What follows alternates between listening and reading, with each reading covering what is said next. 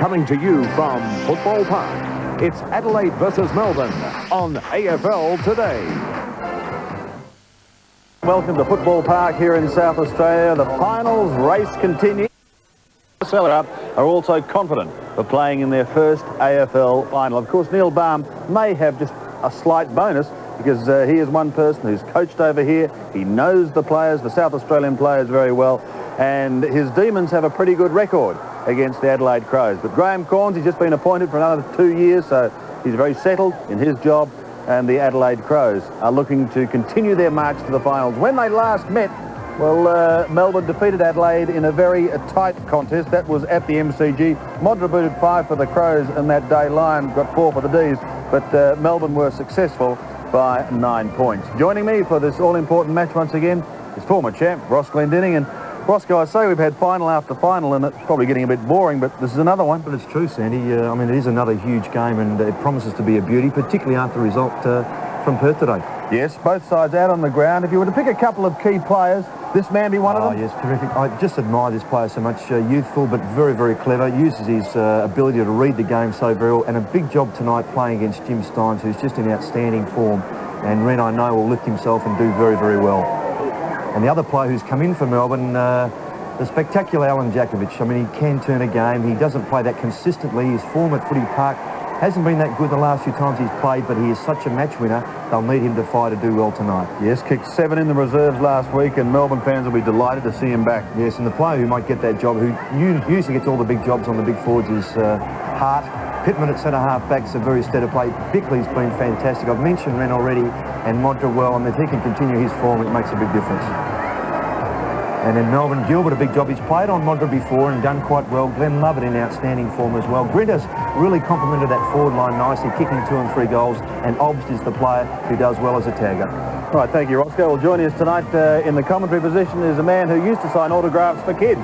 Now he says he signs them for mothers and grandmothers. The one and only, the former great yodeler and singer and part-time footballer Peter McKenna. Good to have him with us tonight. And Mackie Stevens down on the boundary line. He'll be keeping us up to date with all that's happening from the sidelines. We'll take a break. Pete could be singing shortly. Stay with us. The name of the game is Australia.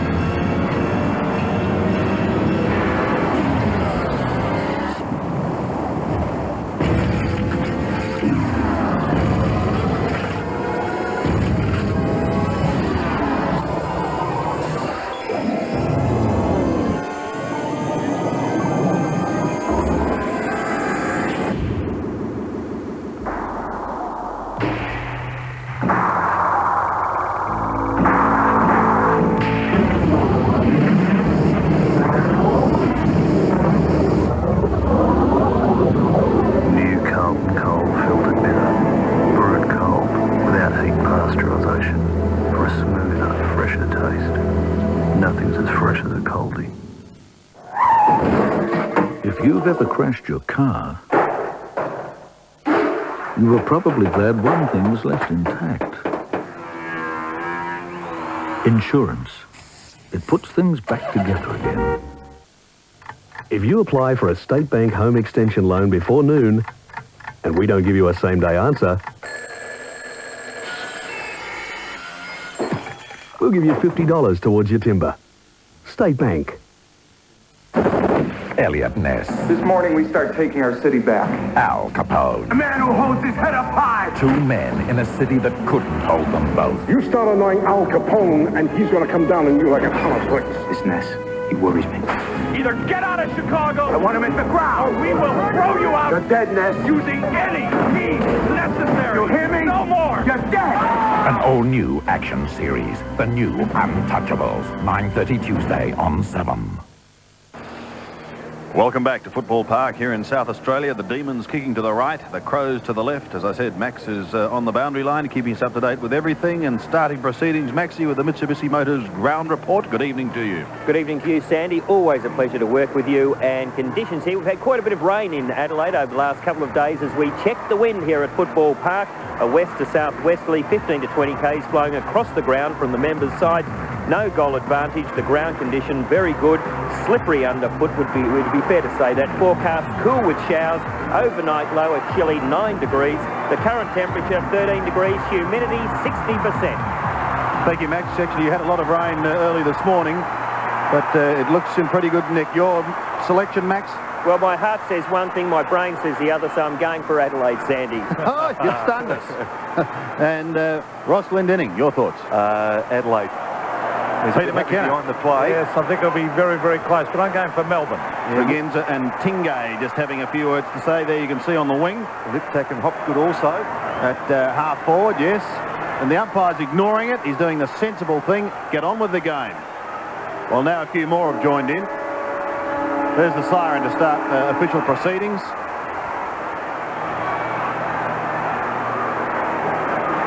Here we go. Let's forget the fighting and go back to the middle. Steins and Wren. Wren has a mighty charge at the ball but can't take it. Jimmy Steins gets the first kick down towards the half-forward line, but it's going to come back. It'll be a free kick to Melbourne for a tackle that was too high.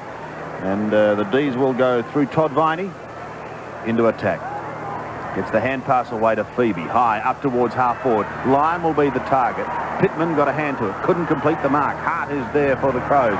Wren gets the hand pass out towards Jamison. And Jamison will clear for the Crows. Going over the centre. Up towards Nigel Smart at half-forward. Couldn't take the mark. Socket off the ground. Here's a chance for Bone. Still on the 50-metre line. No one able to get clear. Slightly slippery conditions. Graham Yates goes wide to the outer side. Lovett is there, pushing the ball along in front. Decides to hit even wider towards the boundary line. It's stolen by McDermott. He tries to get through with brute strength. Can't do so. And the ball will come back. In fact, a free kick. But as we have a look at the interchange, boys, Jarman and Wiedemann. Bit of throwing going on there from the Crows. Len Lovett down towards the half-forward line. Jamison was the flyer. Todd Viney shoots it out. Out it comes to Steins. He's in the action already. Tingay from 45 metres. An open goal looms. And Stephen Tingay's kicked it. Yes. First blood to the Demons. Excellent team play by Melbourne. Yes, exactly that, Pete. Taking full advantage of that free kick. And Tingay, who's got the job on Tregenza. It's a good matchup. In fact, Melbourne have matched up very well here. And the pace of Tingay to try and counter the pace of Tregenza. We see this again. Viney featuring early. And Steins always good with his disposal. Picked the right option there, which was Tingay, and a terrific finish. And Stephen Tingay's been in fine form in recent weeks.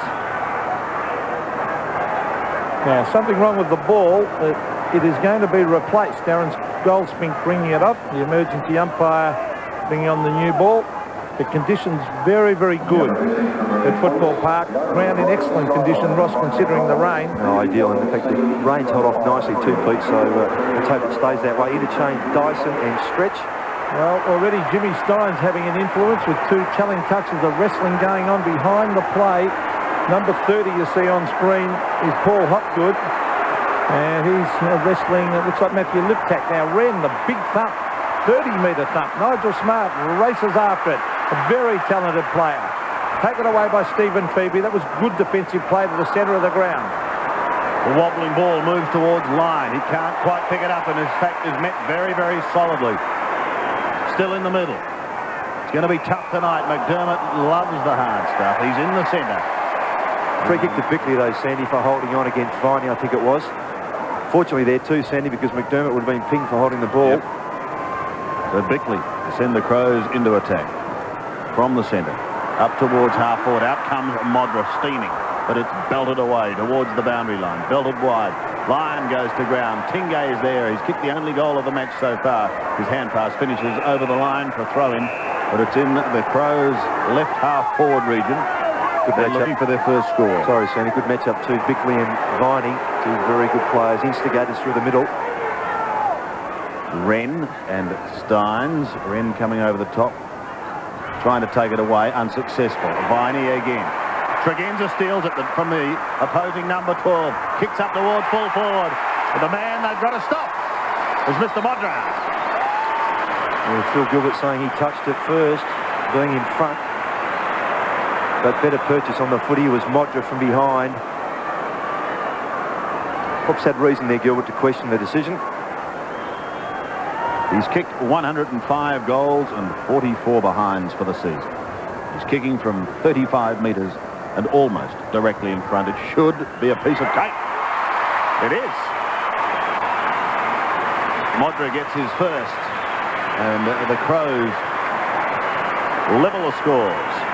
Yes, we said in the intro that Phil Gilbert has played on Modra on a few occasions and done pretty well on him because he has a bit of pace, deceptive. He's a strong-looking fellow, which is the other asset he does have. He likes to get in front as he did on that occasion, but Modra's just a slightly better jump and kicks the goal accordingly.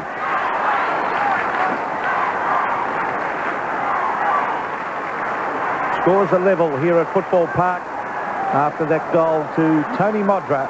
He's had an excellent season, exciting player, very strong overhead, and I think the umpire had no hesitation in paying that mark, even though Phil Gilbert might have got a fingernail on that one. Steins gets it to ground. Well, they're going very, very hard, both sides. That was David Brown with the hand pass. Ops at the bottom of the pack, trying to get it out, and the umpire, Darren Goldspink, will come in and bounce. There's Andrew Ops, former Port Adelaide star.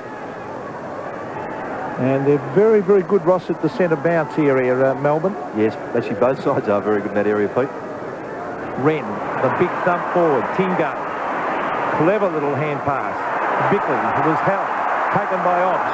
Ops was looking out wide, but it's taken by Greg Anderson. Anderson hooks it back to half forward, smart in the centre of the pack. Taps it down, looking for Bone. Oh, too high on Cow. Umpire pays the advantage. Oh, Melbourne loose players everywhere out on centre wing. Racing through with Phoebe. That's Matthew Phoebe, the two twins, of course. Matthew and Stephen playing. Pittman, wide. Again, a loose player out there, and this time it's Greg Anderson. Anderson can chip it further afield. Scotty Lee. A casual bounce. Runs up the centre wing and brings it to the half-forward line. Bone, the youngster, very big, strong player. A hand pass back into Brown. Brown to full forward, but waiting back to take the mark, Jimmy Steins. Steins from the back pocket. Had a wonderful run. It's back towards the half-back flank. Phoebe is there. Looked like a throw. And 50.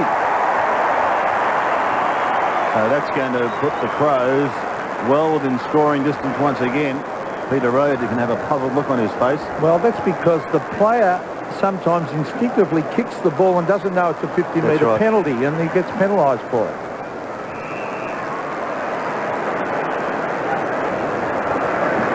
Yeah, it's got to come back. The pass was given off by, was it Jamison? Yes, it is.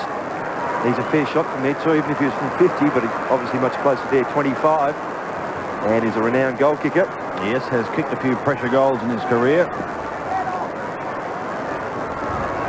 Let's see what he can do. Kicking from 40 metres, 45-degree angle, a drop punch on its way. He's put it straight through the middle. Jamison gets his first. And a 50-metre penalty helped the Crows get their second. Yes, and Rod Jamison is actually playing on a half-back flank. He's picking up Peter Rode. In a position he probably wasn't all that familiar with. He's played on the wing, he's rucked Rode, he played full forward, very versatile type. Just trying to find his spot in this side. Maybe half-back is that position. Back in the middle once again. 6 points the margin.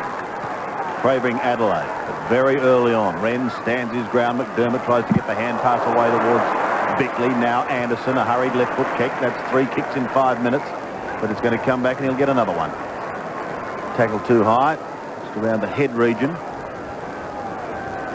So the former bomber has returned home to complete his senior football career.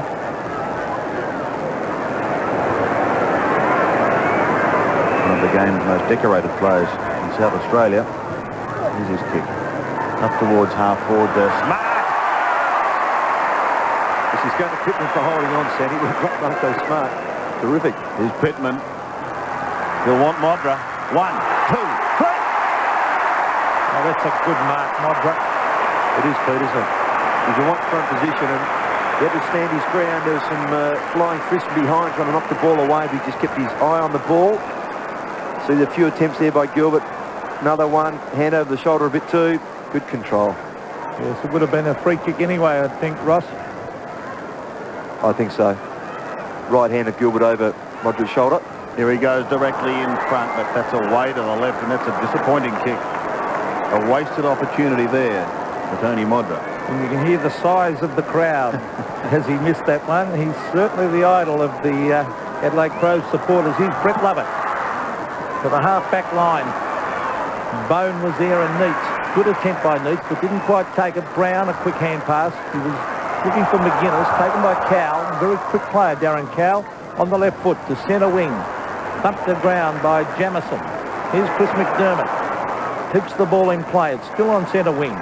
Andrew Obbs. Oh, he gives a hand pass straight to Jamison. McDermott again in towards the half-forward line. And a good attempt and a nice mark taken by David Neitz, a promising young player. Can play at both ends of the ground. Neitz. Centre wing. Oh, good attempt by, in fact, it's a mark to Wren. And I think we're in for a terrific contest here, two evenly matched sides. Yes, and both Wren and Stein playing that kick behind the play too, Pete. So Sean Wren chips it in short and found big Randall Bone. Big lump of a fellow and only 19 years of age. Very strong overhead. In towards half-forward. Steins, as you said, Ross, getting into that area at half-back. Oh, it's a dangerous hand pass. Gets it further afield. That was to Hopwood. Tingay's on centre wing, but it beats him over the line. Darren Cowell picking up McGuinness. A good match up there. Cowell got terrific pace. See how his fitness is. McGuinness probably the fittest player in the AFL. Steins and Wren, in fact the pack comes over the top. Rashudo gets it across to Tregenza, pulls it round his body, just a fraction too high for Nigel Smart. Plenty of pressure early on both defences, and that's probably what it's going to be. Lovett takes it close to the boundary line and eventually over. There's Brown for another throw-in. With this ground in excellent condition, a lot of rain fell this morning, but it's drained extremely well. Plenty of grass on it. McGuinness the stealer. The advantage paid down towards the half-forward line. Melbourne perhaps a little fortunate there. I don't think that the Crow player knew that advantage had been played and they weren't able to go on with it. Tregenza accepts the hand pass. He's got a bit of space now. Some good shepherding. Keeps Cowell out of the race. Tregenza from 55 metres. Set sail for home and Modra. Over the back it goes. And it will be seen by Lovett to go over the line for throwing in the right forward pocket for the Crows. Yes, as you said, Sandy, good shepherd by McGuinness. Kept Cowell out, who was the chase person to make the chase, who was very quick. Very important.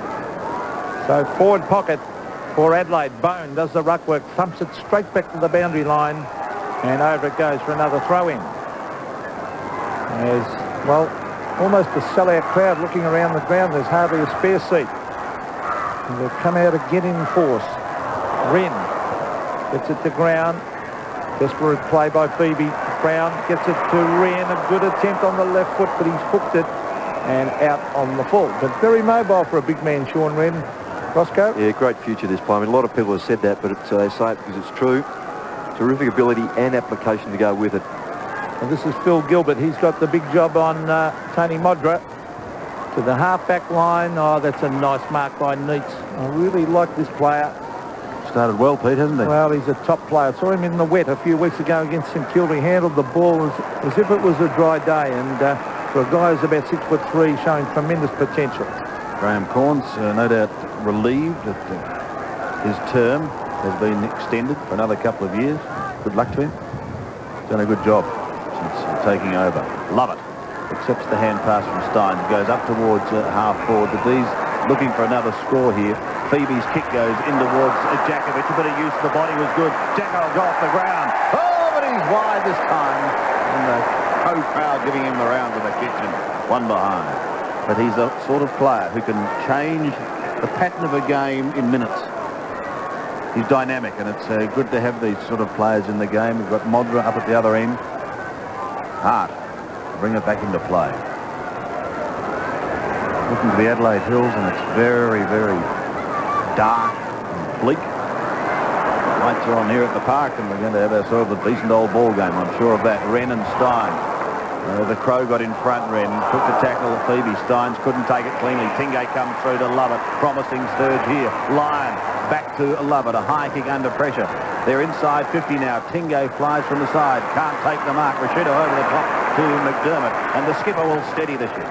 He kicks towards centre wing, but there's a couple there. 2 on 1. And eventually taken over. Jimmy Steins lost sight of the ball. It was then left to Paul Hopgood. He couldn't complete the mark. And so a throw in on centre wing.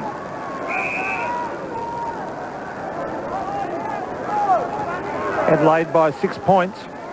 Wren and Steins. Wren won that one. The umpires found the free kick a little bit soft, I thought. Was, Pete.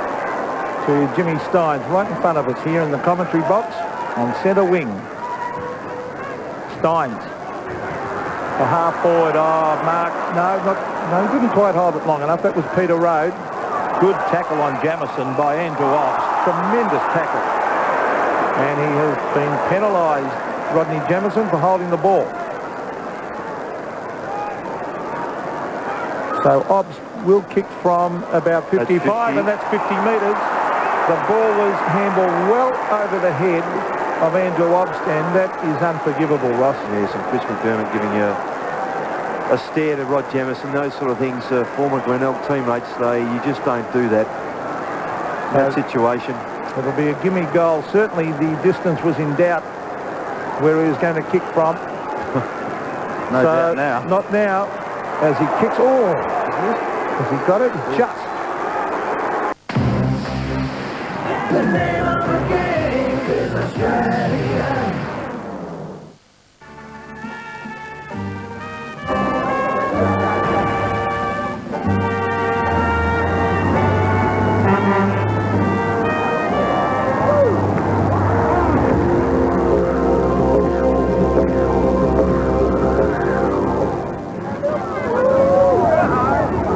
What's the jealous swayman?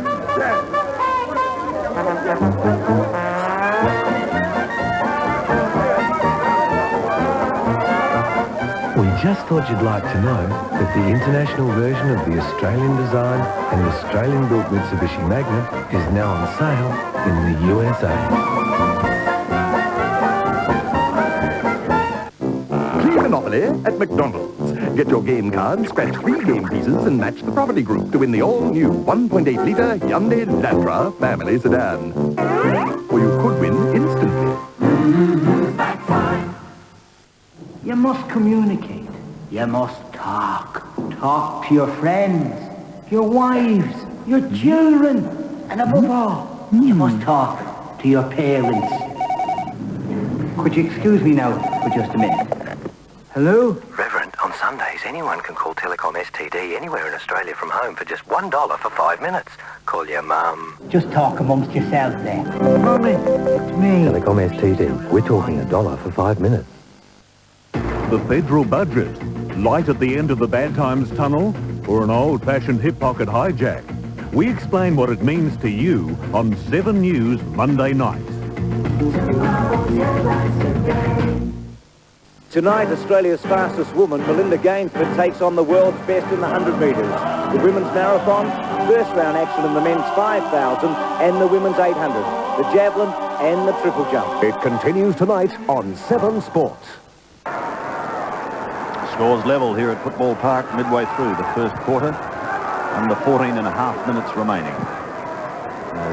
Wren and Stein do battle in the middle once again. It's Beckley who gets a hurry kick towards half forward, but only as far as that position. Melbourne defence pretty solid at the moment. Lovett is on centre wing. Oh, it's going to be stolen here by Rashido. He storms through but can't pick up the spinning ball. Tingay sees it towards the line and then flicks it back to accommodate Lovett. Lovett gets a hurried left foot kick towards Lovell on centre wing. Can't take it cleanly. It comes to Steins. Clever kick. Found a bit of space.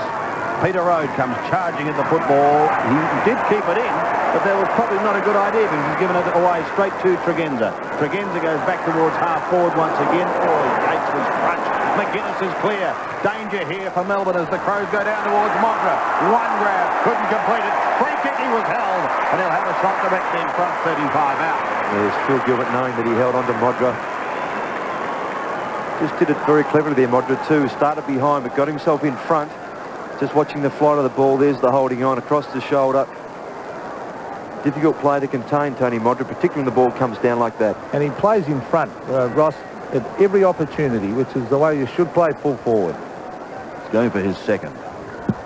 That is 107th for the year. Well, again, it's not pretty off the boot. And again, it's a behind.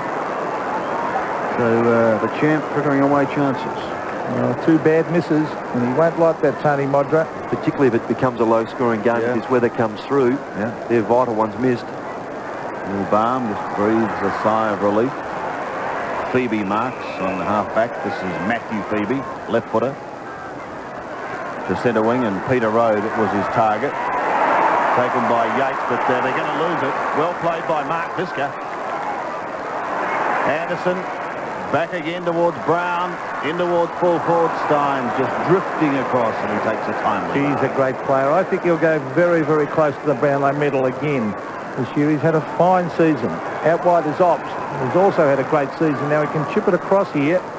Glenn Lovett, the best and fairest winner of last year for Melbourne, rings it towards centre wing. It's a race on for the ball. Gary Lyons got a couple to beat. Very clever play. On to Andy Lovell. Lovell in towards the pocket. The lead is on. No mark to Djakovic. Ben Hart with the pace to go with him. Hart still going there. So is Cowell. Oh, look at this for speed by Cowell. Tremendous play. 50 metres from goal. He fires it in and puts it out in the full. Much to the delight of the Adelaide crowd. That's had a turn of speed, though. Louis brings it back into play. Rashudo marks. He's tucked underneath the main scoreboard here at Football Park, so still really in the back pocket. Now directs play up towards the wing. Lyon was there, and he will propel Melbourne back into attack. Lovell was loose, but he elects to go longer. Grinter's his target. Hasn't seen a lot of the ball as yet, however. Couldn't complete the mark. Back in towards the centre, but only as far as Graham Yates. And a good player for Melbourne. Lovell on the 50. Now he can go on with it here. Andy Lovell from 40 metres steadies and shoots in towards goal and has put it through. So Lovell gets his first, and Melbourne hit the front. They lead 3-1 to Adelaide, 2-2. Well, they haven't panicked, Melbourne, which is a good sign. They realise that they've just, the play that Adelaide have had, they've just stood tall here, Melbourne, just kept competing. Their half-forwards have run forward to give some space to Djakovic down the back there, and Grinter, and Lovell always good around goals. Finished off very well.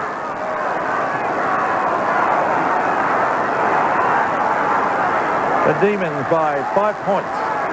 As we go back to the centre, Steins versus Wren. Both doing pretty well for the respective teams. They both missed that hit out. Sock it off the ground. In towards half-forward. That was Bone getting it towards Tregenza. They've lost it though. Hopgood. Further afield is Todd Viney. Now Glenn Lovett to the half-forward line. Peter O'Doyle had two to beat. Lays the tackle on Rashudo. Taken away by Jamison. Beautiful kick. In towards half-back. Big Sean Wren.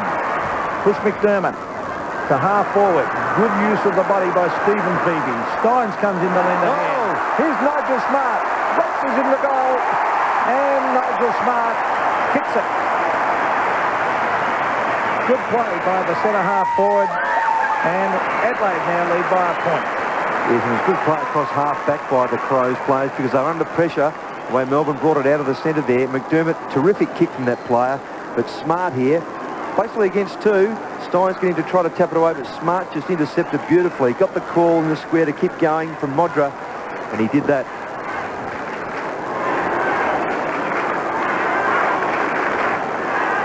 Big job for Stephen Phoebe playing centre half-back on Smart. Wren and Steins who battle in the middle once again. Just to point the difference, favouring the home side.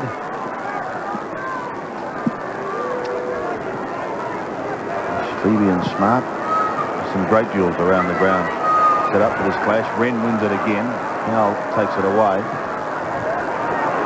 Obbs gets a high kick up towards the half-forward line. Rashudo in front takes a good mark in opposition to Andy Lovell. He's one of the players, Sandy, too, who's really lifted in his first season, doing very well. Kicks up towards Smart once again on half forward. This time it's belted away from him. Brown goes for the fist. It's not effective, however. Lover overruns it. The door opens for McGuinness. McGuinness back to Rashuda on centre wing. Kicks to the half-forward line once again. But this time Melbourne having the numbers and they're able to get clear. Neitz does it well. He's impressive. Into the middle. Fine grab by Anderson. Quickly lays the hand pass off to Mark Visca. Back to Anderson. Still in the middle. Pumps it up towards Wren and Tregenza. The smaller man takes it. Now they've got a chance to run. Jamison has a bounce. He's down the half forward. 60 metres out. He heads for home. It's a long kick in towards full forward. No mark taken. Right in the square and belted over eventually by the D's for one behind. Gee, Sanderson, if he had just held that mark, it was a terrific lead-up. So Adelaide lead by 2 points. 3-3. Goes 3-1. Phil Gilbert to bring the ball back into play. The lead's going everywhere, but Anderson read it well. Good mark, Greg Anderson. He's doing well out in that wing. Very experienced player, the former Bomber wingman. Got Matthew Phoebe as a tag, so the Phoebe brothers got big jobs. Greg Anderson. That left foot kick, it's a booming kick in towards the pocket. Steins comes across the back and thumps it over the line. So good play by the big man. And as you can see those pieces of paper, probably the breeze favouring the end that Melbourne's kicking to, but not by a lot. So forward pocket, Wren hooks it back in front of goal. Lift back, hand pass McGuinness. Round the corner goes Tony McGuinness. And what's he done with this? He's missed. And he thought it was a goal. So does Tony Logra. They're both disputing that one. And the crowd, let's see if we can pick it up. There's the kick. Guaranteed the umpire won't change his mind. Well, we certainly wouldn't be able to tell from here. But two Adelaide players really disagree with that decision. Well, the bottom line is, as Roscoe said, it's not going to change. Fingo is on centre wing. It's Mark Visca, but now goes back to take this kick. Goes in towards the centre, towards Road, twisted away from him. McGuinness will pump them into attack again, down to the half-forward line. He delivers it well. Randall Bone is on left half-forward. McGuinness looks in ominous form. Modra taken out of it. And Gilbert looks in trouble. She collided with his mate Jimmy Steins. He got one on the eye. He's got an elbow on the left eye, I think. Well, he's able to get up and take his kick, and he's okay because he's given it straight to Steins. Not to love it. Back towards centre wing. Oh, two opposing players went to ground, and it's gone against Peter Road for holding on. He gives a look as if he can't believe it. So Jamison, who's on centre wing, will send the Crows deep into attack. Made a bad blue earlier in the night and gave away 50, resulting in a goal. Smart was the fly. Couldn't complete the mark. Look at that tackle. It is a beauty. The ball locked in. He's done well, Neitz. Oh, he's a good player. Only 18 years of age, and he's taken some good grabs. Got the better of Bone. At half forward for the Crows. Viney got the high one. Gives it to Cow. He almost gets pinged. Viney gets it out. Now the advantage is going to be paid. Matthew Phoebe towards centre wing. Lyon had front spot. Pittman was with him. It's going to be a free kick going to the Melbourne skipper. Best and fairest a couple of years ago. He kicks up towards Grinter. Marks on left half forward. Melbourne just keeping it steady. Love it in the middle. Crows are making a change. Jarman will come onto the ground, much to the delight, no doubt, of this crowd. Lovell has it belted away.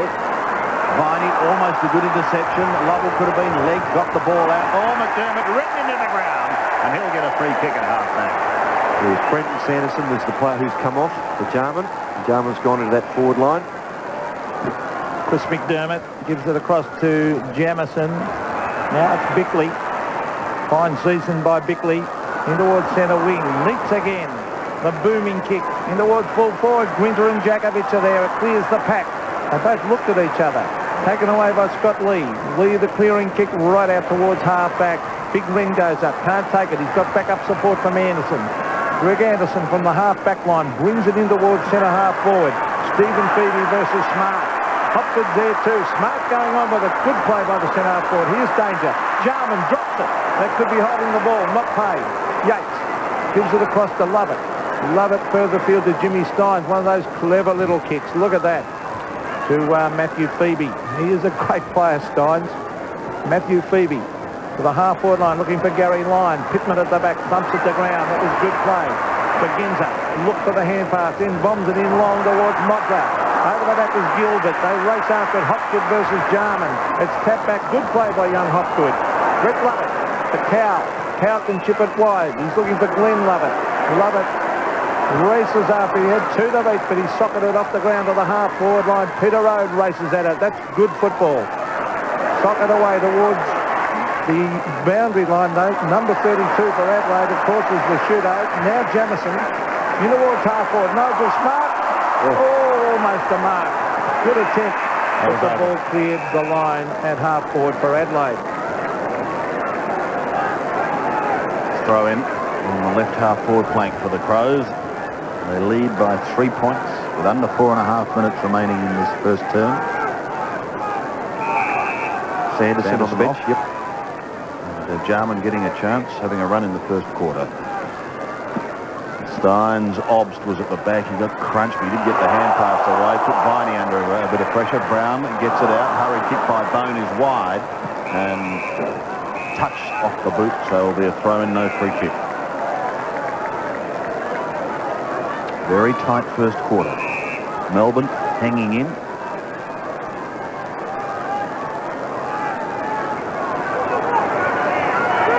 From the throw-in, it's McGuinness. Pumps it long, in towards full forward, over the head of Modra and Gilbert, who appears to have recovered. Modra tries to soccer off the ground, and that ricocheted off the Melbourne boot and is out on the full. Yes, Brett Lovett a bit stiff there. Came off his boot quite right, Sandy. Trying to bring it back into play with his left boot was Modra, then the momentum of Lovett just carried across the boundary line on the full. So Modra gets another chance. He's kicked only the one, but he's been off target with a couple. He's trying the check side. He wants to bend it back. And he's failed again. 1-3, Roscoe. Yes. Well, looking like that is keeping Melbourne close at hand. The margin just 4 points. So Phil Gilbert certainly going to have his work cut out tonight. As the kick to half-back, looking for Cal. He's a very, very quick player. Onto the left foot. Slun as he kicked it. The centre wing. Look at Jimmy Steins racing around like a much smaller man. Centre wing is McGuinness appealing for the free kick, and the umpire's paying it for holding the man. Yeah, clever there, McGuinness. Knew he was under pressure and just tapped the ball forward. Knew he was going to be tackled. Now off he goes to swing onto that favoured left boot. In towards half-forward. Nigel Smart back for the flight of the ball. Read that beautifully, and it was a well-weighted kick too. So Smart, probably one of the best defenders in the competition, Ross. But with Robrin out and Maynard, they are forced to play him at centre-half forward. Yes, and that allows, with Pittman doing quite well at centre-half back, to allows Graham Corns to leave Smart there. So Nigel Smart for his second. A floating drop punt won't quite make the distance. And a quick kick. This could be a goal to lip tack. Yes. So the Crows forge ahead with just over 2 minutes to go till quarter time. A handy one to lip tack. They lead now by 10 points. Yes, well, after an early struggle lip tack with Hopgood, had a bit of trouble with his left eye. Which he's recovered okay. This is clever. Modra did well there to get that ball forward. And off the ground lip tack. That's terrific. That's what the Rovers there for.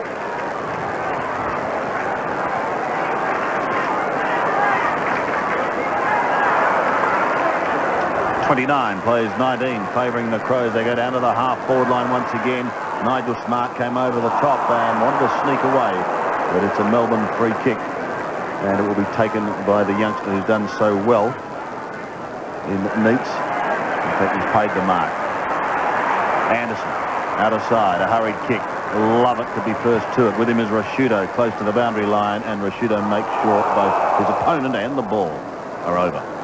Yes, Rashudo's got the job on Glenn Lovett. So a throw in on centre wing. Anderson again, McDermott. Always at the bottom of the pack. Bickley gets the hand pass away. They're trying to set something up. Rashudo back to Anderson. A long penetrating kick up towards half forward. No one at home, however. Graham Yates marks for Melbourne. From half back. Back towards centre wing once again. Lyon almost taking the mark. He's on all fours. And blow me down, it's still in play. Oh, well, everyone stopped. I think they assumed that it was going to be a throw-in. Wren now with Lover. That's David and Goliath, and this time Anderson is over the boundary line. That's the value of Sean Wren and even Jim Steins, that they can battle on the ground with the small blokes, get up, run on again, boundary throw-in, centre bounces. They can do the lot. Yes. Terrific stuff. Both very mobile players, and there's Wren. He tries to grab it out of the ruck contest. It'll be a bounce. Getting close to quarter time, and Andrew Obbs had Sean Wren in tackle. The big fella gets up. Very promising young ruckman. I noticed that Mr. Obbs is wearing one, isn't he? Yes. So Wren. Jamison comes over the back. Rashudo gets it to Tony McGuinness. He's called a throw, I think. He's not happy, McGuinness. As the kick comes in towards the pocket, Jakovic is there at the back. Ben Hart. Now, Matthew Phoebe. On it comes to Jakovic. An open goal. He kicks. Oh, will it be paid? He's missed anyway. But it has been paid. It was a fine line. He should have kicked that, Alan Jakovic, right on quarter time. For the quarter time here at Football Park. In a terrific game. Adelaide 4-5-29. Lead Melbourne 3-2-20. The name of the game is Australian. Play Monopoly at McDonald's. Get your game card, scratch 3 game pieces, and match the property group to win a mystery flight with Ansett Australia, one of the world's great airlines. Or you could win instantly. That's fine.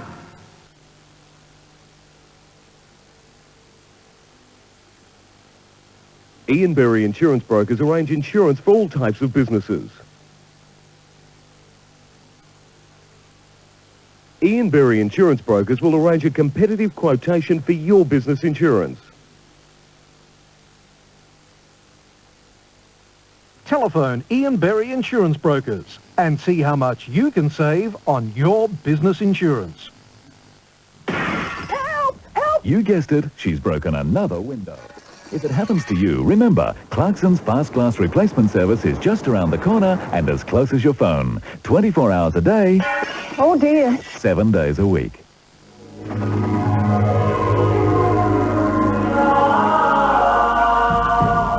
Until now, the level of safety you wanted in a car belonged to the realm of expensive European saloons, well beyond the reach of most Australian families.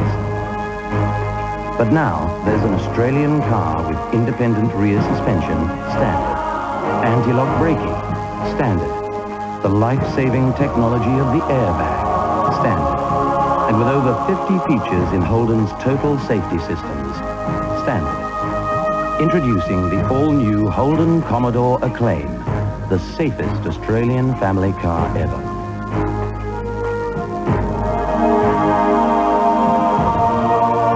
At under $30,000, it puts safety within your reach. The all-new Holden Commodore Acclaim, the safest Australian family car ever. An old woman laments a lost love. The only man I've ever loved. A haunted billabong. Curse of the Black Water. It's like it's dead. Dead. Does it hold the key to the past? Years ago, they had one hell of a row. Well, I haven't seen her in 30 years. Will the murky depths reveal its secret? I need to know. I've had a lifetime not knowing. A 50-year mystery that's set to shock the residents of Wandon Valley. Can you tell me what happened that night? Devondale presents a haunting episode of A Country Practice. Monday and Tuesday, 7:30 on 7. Round 20 has been a beauty to date. There is a couple of other matches played earlier today at Subiaco. There's been a lot of criticism about that ground. It did not concern the home team West Coast. 10-7-67, eclipsing Hawthorn, and very disappointing. 6-9-45, and the Hawks at the moment on a slide. In the other match played today, that was in Melbourne, and North Melbourne returning to the winners list in a big fashion. 19-14, 128. Richmond 11-18-84. So the Roos are back on track for a chance for glory come September. And here at Football Park, pretty tight first quarter. Adelaide sneaking away in the closing stages with a late goal, 4-5-29. Melbourne a 3-2-20. As Neil Baum leaves Football Park, remaining out there with his latest report is Maxie Stevens. Max? Thanks, Andy. Well, Neil Baum claims the Demons were allowing Adelaide to get the ball far too easily. He spent a lot of time talking to individuals during the break, and he wants the ball moved in far more quickly to the forwards. Graham Corns, he wants the members' side use this quarter, concentrate on using it, because as you said in commentary, that ball, that wind is on the members' side, and it's going to favour the southern end. Thank you, Max. Wren prepares himself in the middle once again as we go into the second quarter here at Football Park, and it's a bounce that favours the big South Australian. He gets the knock, but it goes straight to Cowell, who drifts it down towards the left half forward flank region. Andy Lovell was his target, but beating him is Mark Visca. Does well. Kicking back towards centre wing, kicking to a bit of space, and seeing it over the line was Graham Yates. The umpire said, now, Yatesy, you can't do that. That was a little too deliberate. Yes, he conceded pretty early, really. He could have come back or even handballed back into play. So Liptak takes it. He goes towards Nigel Smart. Got a hand to it. Couldn't complete the mark. There was some holding on there anyway, and it's going to go to Randall Bone. Yeah, changed by Neil Baum to a quarter time. Gilbert's off. Stretch is on Stretch. Has gone on to Smart. And Phoebe just there onto Modra. Fisted away from Modra, as you just saw. Stretch got a hand, but that was all to it. Tingay intercepted by Tregenza. Can't get it away cleanly, however. Working hard, trying to set something up. Bickley from a standing start. Back to half forward. Oh, they all lost sight of it, including Steins. Cowell lost it through his fingers. Steins tried to soccer off the ground. Now the big man goes in and gets it out to Phoebe. It's a high kick. Brown is underneath it. Tingay comes to challenge, and he knocks it towards safety and over the line in front of the big scoreboard. So they're a bit undersized, Melbourne, in that back line. See Phoebe going back onto Modra, as I mentioned, and Stretch, who's normally a wingman, playing centre half back on Smart. So Adelaide half forward flank. Oh, look at the leap on Smart. There's a quick kick by Liptak up in front of goal. A big chance here for Adelaide. Oh, Anderson, a good attempt. Well played though by Steve Phoebe. Now this could be holding the ball. No, play on. As the hand pass comes out to Tingay. Back to Watts. Matthew Phoebe on the left foot to the half-forward line. Oh, great mark by Gary Lyon. That's class. Now, he can chip it across. Oops. Oh, that was terrific play. Well read by Visca. He was out of position and he read it beautifully across there to Bickley. Bickley to Wren. Wren has dropped the sitter. He was looking in there for McDermott. Chris McDermott. Cowell is there. So is Steins. Obst also. Brown gets it out. Finally a hand pass comes out to Bickley on to McGuinness. McGuinness at half forward. He races to 50 metres, hooks it in front of goal. A big chance for a mark, but no one can do it. Here's Liptak, goes to ground. Play on, calls the umpire. That's good umpiring. Modra from the boundary line. A terrific attempt by Modra. Across the face. And in fact, it's a free kick. It hit the post, I think, the behind post. So out in the full. Stretch, who was on the ground, as Ross said. Former South Australian himself, Stephen Stretch, a beautiful kick of a football.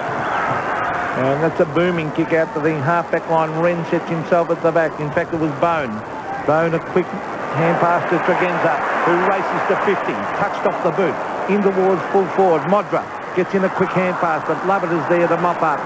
Gives it further forward to Stretch, a touch of a fumble, but he's got the pace to come away with it and give it across to Graham Yates. Graham Yates goes from the back pocket.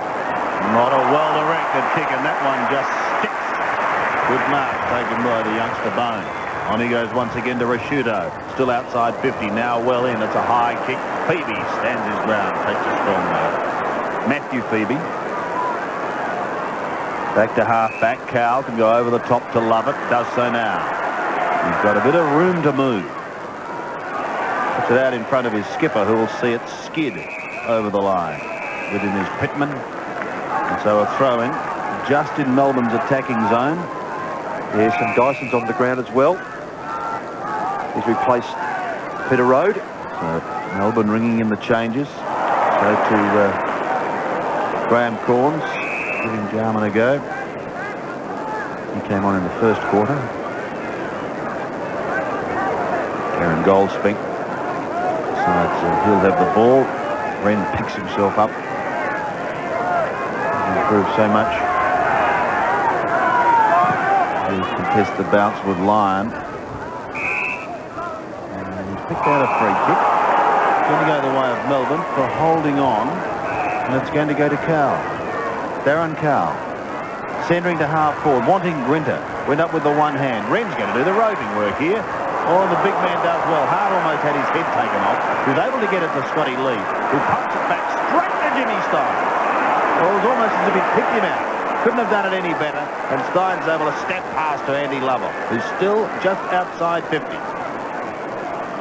Lovell will head down towards Djakovic. He's got Grinter offering a lead in the pocket, but he ignores that and he elects to go the other side. It's a high kick in towards the forward line. And that's a fine grab taken by Wren.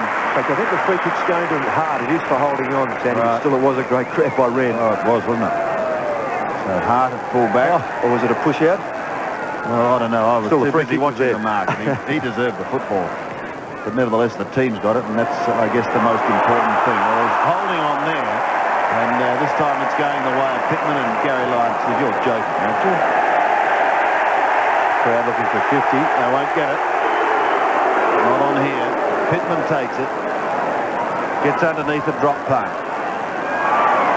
Smart doesn't fly. Has the ball with Stretch at the bottom of the pack. Brown tries to come away. He's ridden into the ground by Obbs. And another bounce. 9 points the margin, favouring the Crows. Well, it's on centre wing. The match really in the balance with two evenly contesting sides here. Glenn Lovett to the half-forward line. That was Bickley going to the line, or was it? No, it wasn't. It was Visca. Mark Visca receiving the free kick. Transfers play across to Wren. Big Sean Wren. Centre of the ground, brings it in towards the half-forward line. Jarman over the back. Danger here for Melbourne, because when Jarman gets it, he's very dangerous. Looking for Modra. Modra was held. Free kick to Modra. Yeah, well called, Pete. Very, very early. He was grabbed there by Stephen Phoebe and had to receive the free kick. Yeah, the ruckman doing well for both sides. Wren getting back again and using the ball cleverly, and the kick coming down, and Modra was a good one. So Tony Modra has kicked 1-3. He's directly in front, 30 metres out. Be a handy little break for Adelaide if he kicks straight. A low trajectory drop punt for a goal. So Tony Modra has kicked his second, and the Crows doing it well. 5-5, plays 3-2. Yes, so the Crows half back line, Pete, are on top. Rasciuto, Visca, Pittman having a good battle with Lyon. And you've got Jamison, who picked up Road. He's now picking up Dyson. They're holding their own very well, and Hart's doing nicely on Djakovic. So their back line is really holding together very nicely.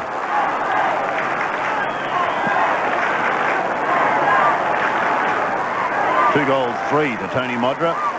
Out of Adelaide's 5-5, and lead Melbourne 3-2, a margin of 15 points. It's the biggest margin we've had in this game, as Wren belts it out of the centre. Tony McGuinness has what golfers know as an airy. Cowell comes through. His hand passes towards his skipper Lyon. Off to Phoebe. Now Melbourne go forward. Matthew Phoebe's kick up towards the left half-forward region. Grinter takes it. He got a one-hand hit, but that was all. And Scott Lee decides to defend and soccer back to the centre wing boundary area. And that's that back line and effectiveness I was talking about at the break there, Sandy. They really have done well across half-back, and those little things in the full-back area make such a big difference. The determination showing on Wren's face. With him is Steins. Obst comes over the back. Pittman is down in front. And it's locked up there with Lyon, who's sandwiched into the ground. Critical game for both sides. Adelaide, what's happened to Hawthorn today, realising that they can climb the ladder quite substantially. Melbourne, believing also they can make the final still if they can keep winning. Obst gives it away to Matthew Phoebe. He goes in towards the pocket. Djakovic was the fire, but he couldn't take the mark. And Cowell is bundled over the line. We've seen Cowell's tagging McGuinness, but at that step on the wing there, he actually dropped right back to half-back, playing a kick behind. But not a good place to kick that ball in, was it really? Djakovic leading to the flank. should have centred that in towards the goal area and put pressure on the Adelaide defence. There's McDermott going to ground and held to him. The umpire has said. Chris McDermott jumped out of the way. Good battle between two very fierce competitors in McDermott and Hobbs.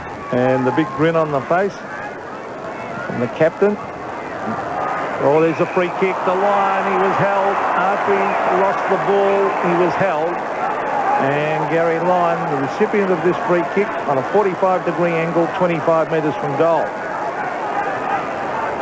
Big Sean Redden looks on now. You can see he was pinged after the ball had been knocked clear. The hoops of the crowd. So a lot of pressure on the captain of Melbourne, Gary Lyon. The breeze across the ground. There's the kick. Oh, swings away. 1 point only. So no kick tonight will be an easy kick, Ross. And that's very indicative of how the breeze blows, Pete, at this end of the ground. Just pushes it from left to right a smidge. So down to Rashido on centre wing. He looked as though he may have played on then, but now goes back to take his kick. 14 points the margin. Lip tack to half forward, but once again holding up proceedings is David Neitz. He's had a fine game to date. So too is Jimmy Steins, picking up a ton of possessions. He's had a fine season.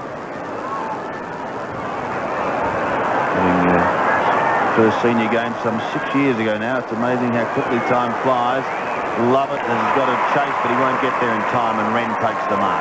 The ball held up in the breeze again, Sandy. Blind from the left full pocket, left of screen to the right at the other end. That one slews off the side. Tingay should grab that.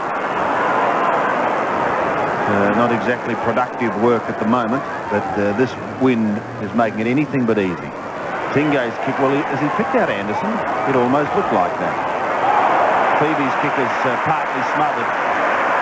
Jamison now has a chance for a bit of a run. 3 bounces. Then goes inside 50. And Modra gave a push. And he virtually pushed Stephen Phoebe right into the ball. He finds Yates almost down to centre wing. Graham Yates comes inside towards the centre. The pass is a good one. He'll take it back once again from Lovell. A left foot pass up to half forward. Grinder's on his own. Thought about going back and playing on then. Now he passes short and he finds his target. No, he didn't hold it long enough. Jakovic all over the back of him, and the umpire comes in and says, I'll have it. He should have marked that. That one really should. They're the sorts of things that he's inclined to do at times. His last outing here, I think, would have been the state game when he played for WA. He just couldn't Oh, goodness me. Well, something went on in that pack. Now, there's Lyon thumping it away. Quick kick was by McDermott. Greg Anderson on centre wing. Oh, good play by Anderson. Still got control of the ball. Still going on with it. So is the Melbourne player, Matthew Phoebe. Now it's Glenn Lovett. And eventually, Anderson got a free kick. I think he was legged. Have to get it for persistence anyway. He did work hard for it. Greg Anderson. In towards half forward. Oh, well played, son. This kid is going to be a champion, Neitz. He is a terrific player. Good tackle on stretch. That's holding the ball. Tremendous tackle by Nigel Smart. Well, we could have given it off to Brown then. Brown was on his left foot too. Nigel Smart will look down for Modra. Jimmy Steins comes back to lend a hand. Well played by the big fella. Steve Phoebe. Now Jarman. Jarman gets away from Steins. Oh, look at the tackling on McGuinness. They came from everywhere. Stretch was one. Todd Viney the other. Still in play. In fact, umpire is called. Oh, boy. Well, it's twice that's happened. Players have stopped. Prosciutto from 60 metres. Set it up to the pocket. Modra. No mark. Umpire calls play on. The whistle went up. David Brown. Todd Viney. Jimmy Steins. Look at that. Back towards Neitz. Todd Viney. Andrew Jarman. Socked forward by Tony McGuinness over the line, right beside the behind post, so it'll be a throw-in. Wyman preparing to come on. Isn't it a ferocious sight?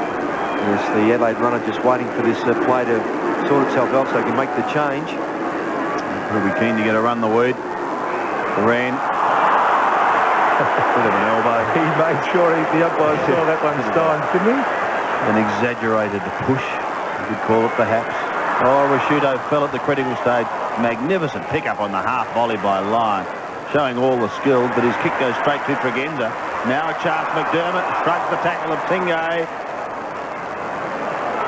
And is going to get a free kick anyway. Well, he's still having that conversation with Oz. They've had quite a chat so far tonight. He kicks towards Pittman. Big man got a hand to it. Jarman. Oh, he read it beautifully. He may well goal here. Lovely kick. The name of the game is Australia.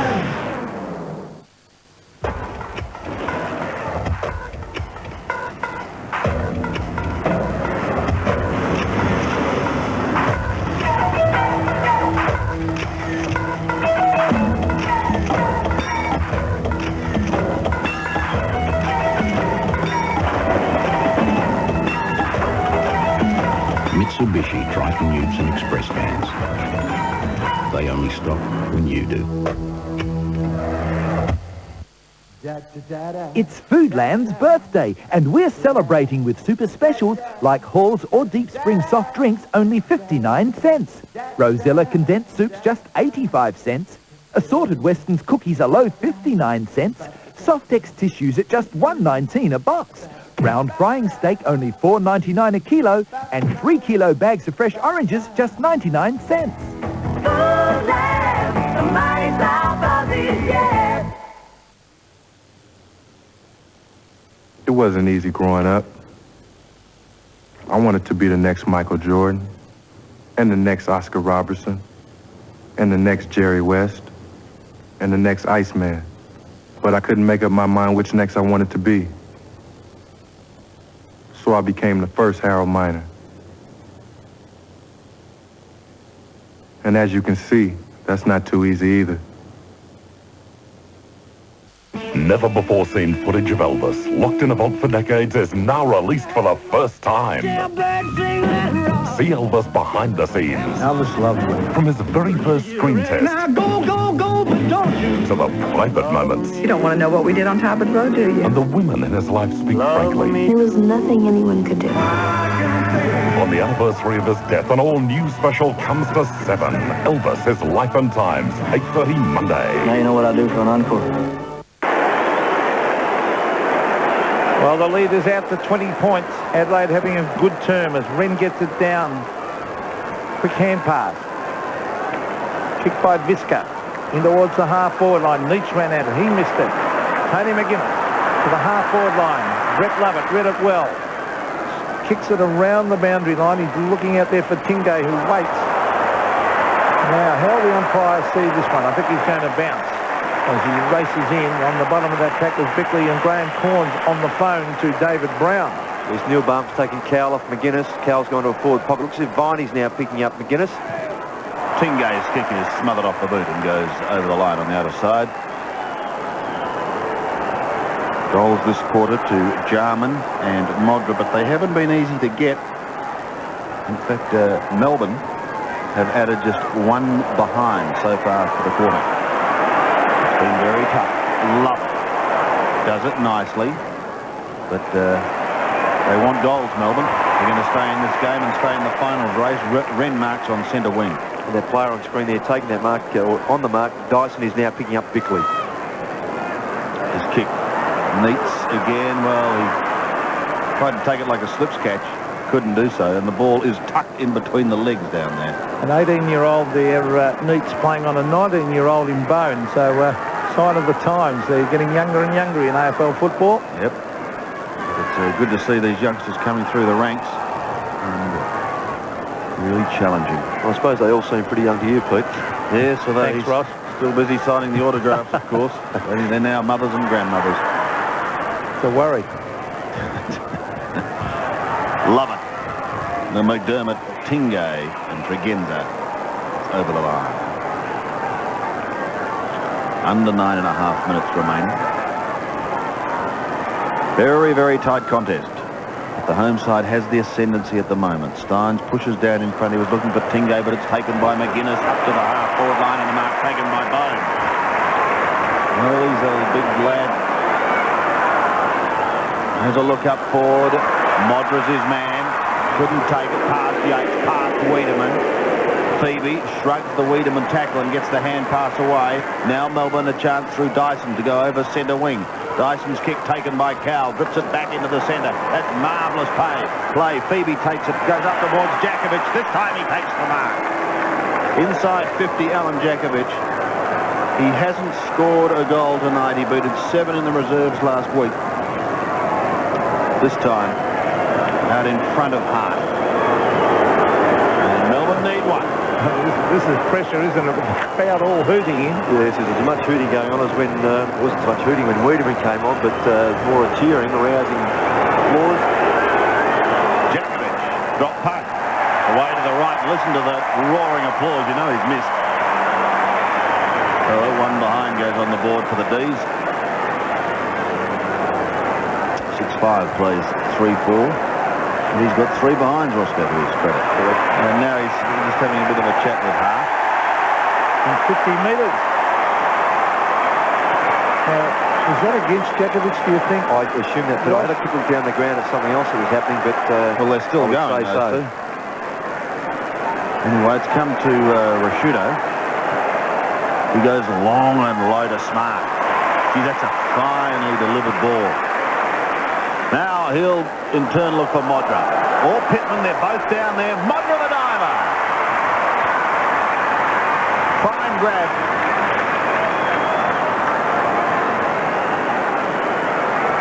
Well, I love him here in South Australia. He's probably got the highest profile of all Crow players. And it's a tough shot. Let's see what he does. Well, you know he's missed because it's deathly silence. He's got 2-4, Sandy. He's missed some opportunities. That wasn't an easy one, but he did have a couple of easy ones in the first quarter. 6-6 plays 3-4. Brett Lovett kicking in. Well, Melbourne will have to get a move on. Adelaide have looked the better side in this term. Oh, here's Wiedemann. Oh, listen to the roars. Oh, they love Wayne Wiedemann, and as I've said at other times, he looks like he's just come off a Viking ship, doesn't he? I don't know what they're saying, whether it's hoot, hoot, hoot. It's a bit like Roos in Melbourne. And, Roos. The old Val Perovic, when he was playing with Carlton, they used to roar out. Now, here's Wiedemann on that left foot. Oh, nice-looking kick. A beautiful kick at the goal. So Wayne Wiedemann has come onto the ground and kicked the goal, and the Crows doing it well. 7-6 plays 3-4. And unfortunately, Ross, both you and I missed the Viking period, but Pete was obviously there. Yes. But that was a fantastic kick. I mean, he obviously backed himself. He went back with his back to the play. And it's a real teamer to intercepted a kick out, which shouldn't happen. But to kick a goal is a reply. Good stuff. 26 points the margin. Sent this crowd fairly wild, so too is that belt by Wren. These youngsters are doing it beautifully. Tregenza takes it and kicks up towards Modra, trying desperately to get front spot. He can't. Cowell is there. Jarman sits upon him. It's pushed towards Stretch. Stretch goes towards the line, but it's got to come back. There'll be a whistle and a free kick going on for holding. And it will be taken by Brett Lovett on the last line of defence. Against Jarman, Sandy. So Lovett kicking to half-back. Anderson over the top to affect the spoil, and then he has another little tap. Straight down in front, however, is Lovett. This is Glenn. To centre wing, Rashudo. Under plenty of pressure from Obbs. He took an excellent mark. Mark Rashudo. To the 50-metre line. The Crows just getting on top in the last couple of minutes. And it's the youngsters. Randall Bone. One of them is doing an excellent job. He goes directly for goal. Was that touched? Yes. Crowd rose for a moment as one. Andrew Ops has come off McDermott. He's onto a half-forward flank, being picked up by Rashudo, and Glenn Lovett is now playing on McDermott.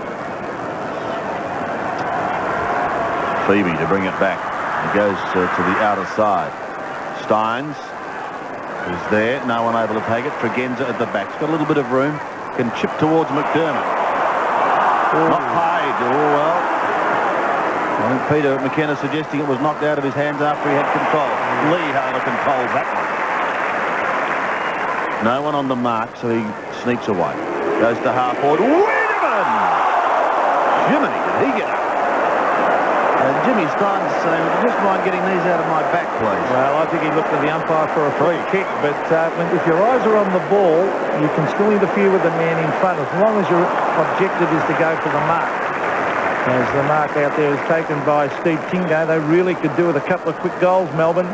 Glenn Lovett to the half-forward line. They've been falling down here. Oh, that's a good... No, looks like he made the mark, and rightly so. Yes, Rodney Grinter. Jamison now picking up Grinter.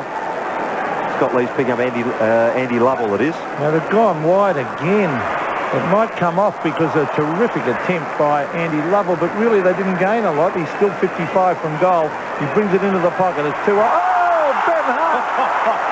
Sensational mark, and that's 50 metres against Jakovic. He knew it was a mark. Don't tell me he's not paying 50. That's a look. Well, that's got to be 50 metres. Well, the crowd calling for it. They're not happy with that decision, but it's not paid. And Hart takes the kick. What a screamer. Gee, we saw Wiedemann get up in rarefied air just minutes ago. This is Pittman.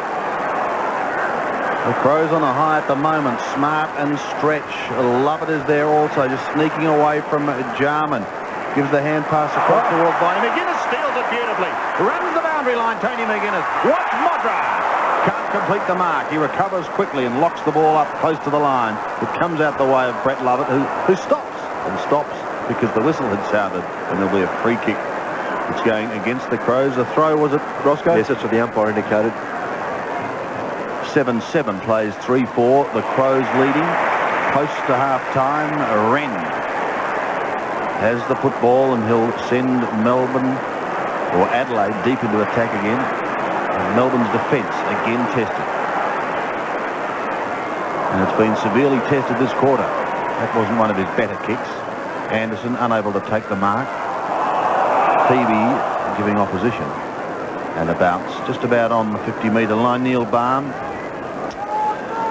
pretty laid back about his coaching, but he would be rather concerned at this stage. He has finals in mind. Phoebe combines with Hopgood out towards Dyson. He scoops it towards Lovett. Look at the desperation of Anderson. He in turn gets it out to McGuinness, who might just about run out of room. No, finds Wiedemann. Listen to the crowd. Wiedemann is picked out. Jimmy Stein. Oh, he juggled. Stein at half-back. Transfers play. He's found a loose man out there, Andy Lovell. And Lovell at half-back, there's no one to kick it to. It's all Crow players getting back into that hole. Tregenza gets a poor bounce. Andrew Obbs, oh, well played. Ducked the head and then went forward with it. Taken away by Mark Rasciuto. He's a promising young player. In towards half-forward, taken by Nigel Smart. Danger again for Melbourne. It's all Adelaide at the moment. Modra is one out there with Stephen Phoebe. Modra front position. No mark. Thumped down. Steve Phoebe doing all right down there. Wiedemann. Now Jarman. A clever little hand pass. Lip tack. Wiedemann. Sprints clear. Wayne Wiedemann for his second. Races in the goal. Wiedemann. He's kicked it. And he ran a long way. But he's been paid the goal. 8-7. Plays 3-4. Well, terrific gesture stuff all around the ground by Adelaide. And Wiedemann going straight to the footy. The Jarman handball was clever. And good control here. Took on Hopgood and ran a couple of extra steps, I thought, but got away with it. And a real clean lifter again. A Viking attack, Pete.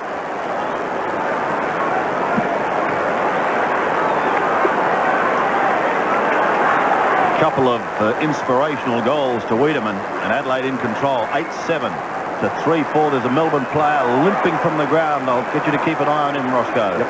They're in trouble with it. They're in real trouble. Another one's gone down. Oh, that was a hard knock. So Cowell, as you can see there, is limping from the ground. Road is back on. Melbourne in trouble at the moment. Dyson's kick down to half forward. They desperately need a score. Lovell can give them one here. And his kick towards goal is away to the right. And one behind only. Well, that's bad news. Cowell being carried from the ground, a knee or ankle. I'm sure that Max Stevens will have some news for us on that shortly. Not good news for Melbourne fans, however. Graham Yates is okay now. He was the player that copped one from Wren. He's up. He's been playing on Wiedemann, so not having a good trot at the moment. That was a very hard knock as Hart kicks out. What a kick. What a monster kick. Straight to Jamison. Jamison, a telling hand pass to Tregenza. They look very good. Look at this. With Modra. Pinpoint accuracy. And excellent to watch.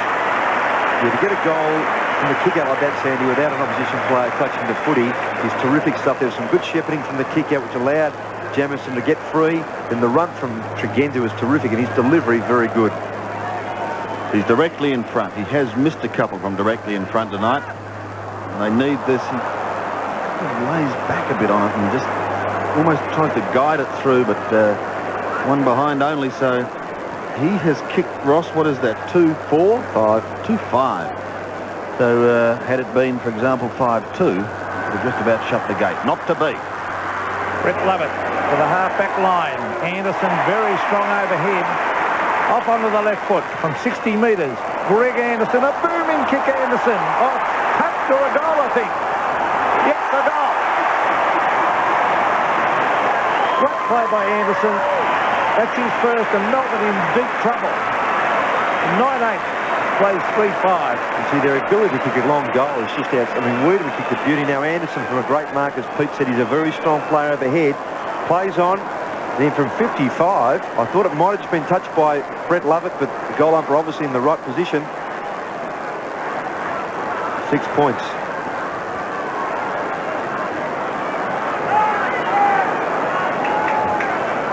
.62 plays 23. Not a lot of time left in this quarter. Wren got a hand to it in the centre. Who's going to win it out of the middle? McGuinness works like a terrier. Bickley's also there. They surge the ball wide. Tregenza tried to sock it off the ground. Straight to Lovett. Under pressure was Hopgood. Lovett again. Off to Viney. Now Tingay. Tingay bounced his way across centre wing. And kicks to half forward. But there's the siren. Half time here at Football Park. And the honours with the home side. They lead 9-8-62. Melbourne a 3-5-23. And in fact, Melbourne in that quarter added just 3 behinds, whereas Adelaide booted 5 goals 3. And they've set themselves up to be in a commanding position at halftime. Just repeating the scores for you here at the park. The Crows are 9-8-62. Melbourne 3-5-23. The name of the game is Australia. Monopoly at McDonald's. Get your game card, scratch 3 game pieces, and match the property group to win a Continental Holidays family trip to Disneyland, flying Continental Airlines. Or you could win instantly. You just never know when you're going to need instant windscreens, and you won't believe how instant your new instant windscreen can be. They replace windscreens, side, quarter and rear windows, install van windows and apply window tinting for cooler driving. And all work is fully guaranteed. And with Instant's Repair It for chipped and cracked windscreens, you may not even need a new windscreen. Instant windscreens fit all makes, all models at the best prices. Quick as a flash.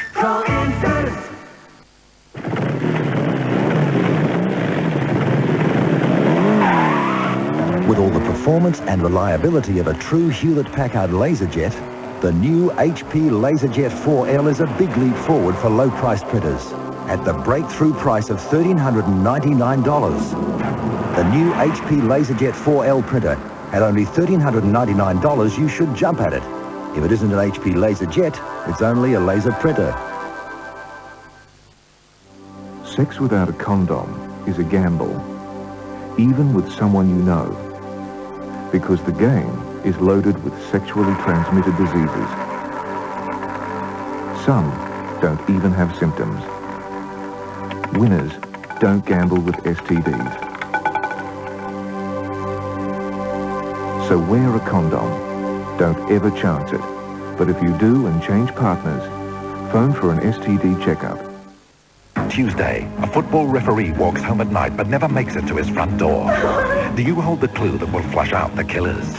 Who are the masked men who terrorized 3 innocent people? Help catch them before they strike again. Have you seen missing Warren Richard Long? She had been the victim of a very horrible attack. And see how police tracked down the American GI who stalked Melbourne. An American soldier was seen with the women. A classic whodunit on Australia's Most Wanted, 8:30 Tuesday on 7. Channel 7 presents Spot the Crows competition. Just identify our mystery player, call our 0055 number, there's $1,000 a night to win. Watch Wheel of Fortune, 7 nightly news and real life for clues. Here we go, Adelaide. Spot the Crows. Crows in a very strong position. Melbourne kicked their last goal at the 19-minute mark of the first quarter. Adelaide have kicked the last 7, 9-8 at 62. Melbourne 3-5-23. Today's game is part of the Carlton and United Breweries 1993 AFL Premiership season. Well, 39 points down at half. There goes my pin at half-time, Roscoe.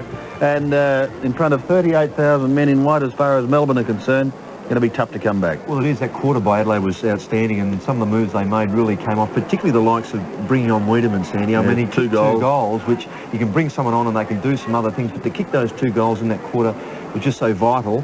And around the ground, they don't really have a player who's struggling, and that's the good thing. Their centre line's been good, their half-back's been very attacking and tight when they've had to be. So players like Ricciuto, Visca, Pittman at centre-half-back's done very well on line, who's a very difficult player to contain. And you've got someone like Ben Hart at full-back. Although Jakovic has led him to the ball a few times, he's fumbled a bit, and Hart's been able to pick up, recover and get away. And that's why, if you look at the match stats there, that they're just dominating little. I mean, Melbourne are still getting their share of the footy, but it's always under pressure. They haven't got players being able to break free and get rid of the ball cleanly. And you look at centre breaks there, Adelaide have done a little better there, and when they have come out of the centre, they've been purposeful and they've found their mark with their kicks or handballs. So, big quarter coming out from Melbourne, Sandy. If they can get back, it's very important. And look at Adelaide there. I mean, Anderson on his wing's been very good. McGuinness, who's had the tag change, he had Cowell on him initially. He's been taken off the ground and with an injury. Now he's got Viney picking him up, McGuinness. But around the ground, they're very even, Sandy. Bone, good performance by the youngsters. Even though Neitz, his opponent's done some great things, Bone's been terrific as a target at centre-half forward. Wren's been great around the ground. Hit-outs at 15 at the moment against a player like Steins. Very, very good. And for Melbourne?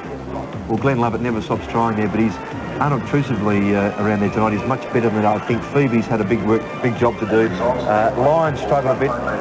And Viney, who's got the tagging job, just finds it hard to get a kick. He's just got most of his stats through handballs. So the D's have the job ahead of them, trailing by 39 points at the long break, and Adelaide just getting a sniff, maybe, of finals action in the AFL for the very first time. Time now to look back on one of our regular segments, and a most popular one too. It is The Man and the Year. McDonald's presents The Man and the Year. A new generation of football fans would recognise Neil Baum as the placid coach of the Melbourne Football Club. They know him as a former VFL star who made his mark as coach of Glenelg in the South Australian League. An older generation remember him this way. Baum pushed away by White and Southby. And Southby held high. There's one too high. Southby's a little seedy too. For Neil Baum, the man, the year has to be 1973. The year that Richmond's top goal kicker took on the Carlton backline single-handedly on grand final day. Gets it down, it's taken by Baum. His kick smothered. Coming up.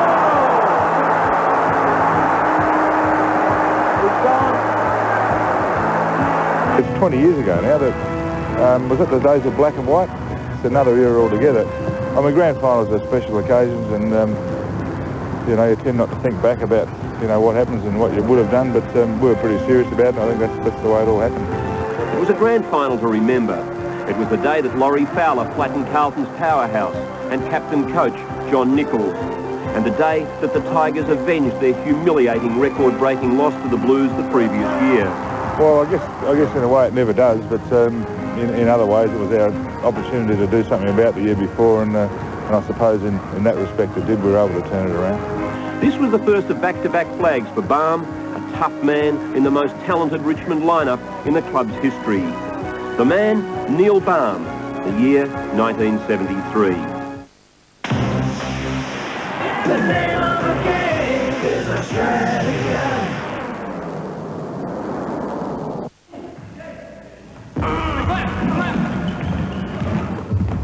There ought to be a stat for desire. They could figure out a formula for it. Number of times the player dies for a loose ball, plus the number of times he took a charge, multiplied by the number of times he ignored pain. They could put it in the papers. The 10 guys who play with the most desire. Hopefully, they'd spell my name right. Play Monopoly at McDonald's. Get your game card, scratch 3 game pieces, and match the property group to win a super Samsung prize. TVs, hi-fis, video recorders, microwaves, etc. Or you could win instantly. Just because you run a small business doesn't mean you shouldn't be thinking like a big one. Some of the equipment here will make your clients think that you've built an empire. Want more bang for your business? Give Copyworld a call. There once was a girl who had a little curl right in the middle of her forehead. When she was good, she was very, very good. But when she was bad, she was amazing. Think you've seen it all? Think again. Madonna, live. The Girly Show Tour. Just when you thought you'd seen everything. Tickets go on sale Tuesday. Twin brothers, orphaned by triads. Get those kids and get out of there! Raised separately, worlds apart. What are you, the ballet teacher or what? They knew nothing of each other. He's your twin brother! Until it was time to reunite for revenge. Let's do it. Double Van Damme. Double the damage. In the double shot non-stop action premiere of '93. Welcome to Hong Kong. Van Damme's Double Impact premieres Wednesday on 7. And we're back at Football Park in South Australia. It's half-time. The Crows are leading by 39 points. I've got some good news if you're a football fan and you'd like to build a bank. Well, next year you've got the opportunity with a brand new football game, and it could win you, wait for it, a cool $1 million. And all you have to do is be an excellent coach. You have to be able to pick a winner. For more on that, here's John Riddell. Welcome to the Fantasy Football Coaches Scoreline. Next season, AFL footy could be worth $1 million a round to some lucky punters. It all depends on your ability to pick the best team from all the AFL sides. We've got a couple of wingers we've got to pick. No. Bradley. Quite simply, if the 18 players you pick and place are the highest stat getters for the round, you win the cash. If you're lucky enough to pick the perfect team, pick the best full forward, the best centre-half forward and so on throughout the whole team, you'll be lucky enough to win $1 million. Tennis ace Darren Cale's leading a Crow-Eater consortium, which is behind fantasy footy, based on an idea from the United States, where sports fans try to pick the perfect baseball and gridiron teams. You now can sit back and you can pick your own team and you can have a lot of fun against other people, not only in the workplace, but a place where you have a drink and at home, and it really is a good chance to show who is the more knowledgeable football follower. And if you really follow football and you really follow statistics, which is now, these days, a huge part, you just have to watch television to show how much statistics do take a part in football. And everyone knows that if your player picks up 25 kicks and has 15 handballs, he's had a good game and it's going to show up in the stats. Is this the ultimate footy punting game? Well, I think so. As far as football is concerned, for Aussie rules, it's the ultimate as far as everyone being involved. You become your own coach of your AFL side. And it really does give you a different aspect on going to the football and watching the football. Not only you're watching your favourite team, but you're also watching your favourite players. The game has the backing of Carlton United Breweries and the blessing of the AFL. Entry will be free and you can change your teams weekly on a special phone line, giving you the chance to be the coach and the selector. Centreman, Andrew Jarman. Bit slow, do you reckon? Bit slow. Starting next season, fantasy football will be played right across Australia. Well, it's going to be out next year, and I know Darren Cale's behind that, and good luck to you, killer, but gee, I reckon Tatsnight will just about be easier than that. But watch out for that game. It's certainly going to be a great talking point, and it's going to create a lot of interest. Fantasy football out next year. Good luck to Darren and his team with that. We'll take a break. More shortly from Football Park. The name of the game is Australia. Got to get the wheels in motion. Drive into your local BP, buy any BP engine oil, or have a clean and go car wash, or book in for a service, and you could win any of these great prizes instantly in Footy Scratch and Win. Plus, you could also win an AFL Grand Final package, tickets, accommodation, lunch, and much more. Footy Scratch and Win, on now. BP, on the move.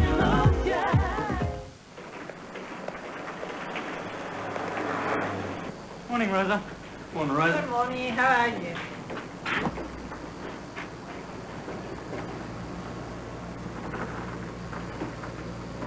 How about a tosher for it? Oh, yeah? Sounds fair.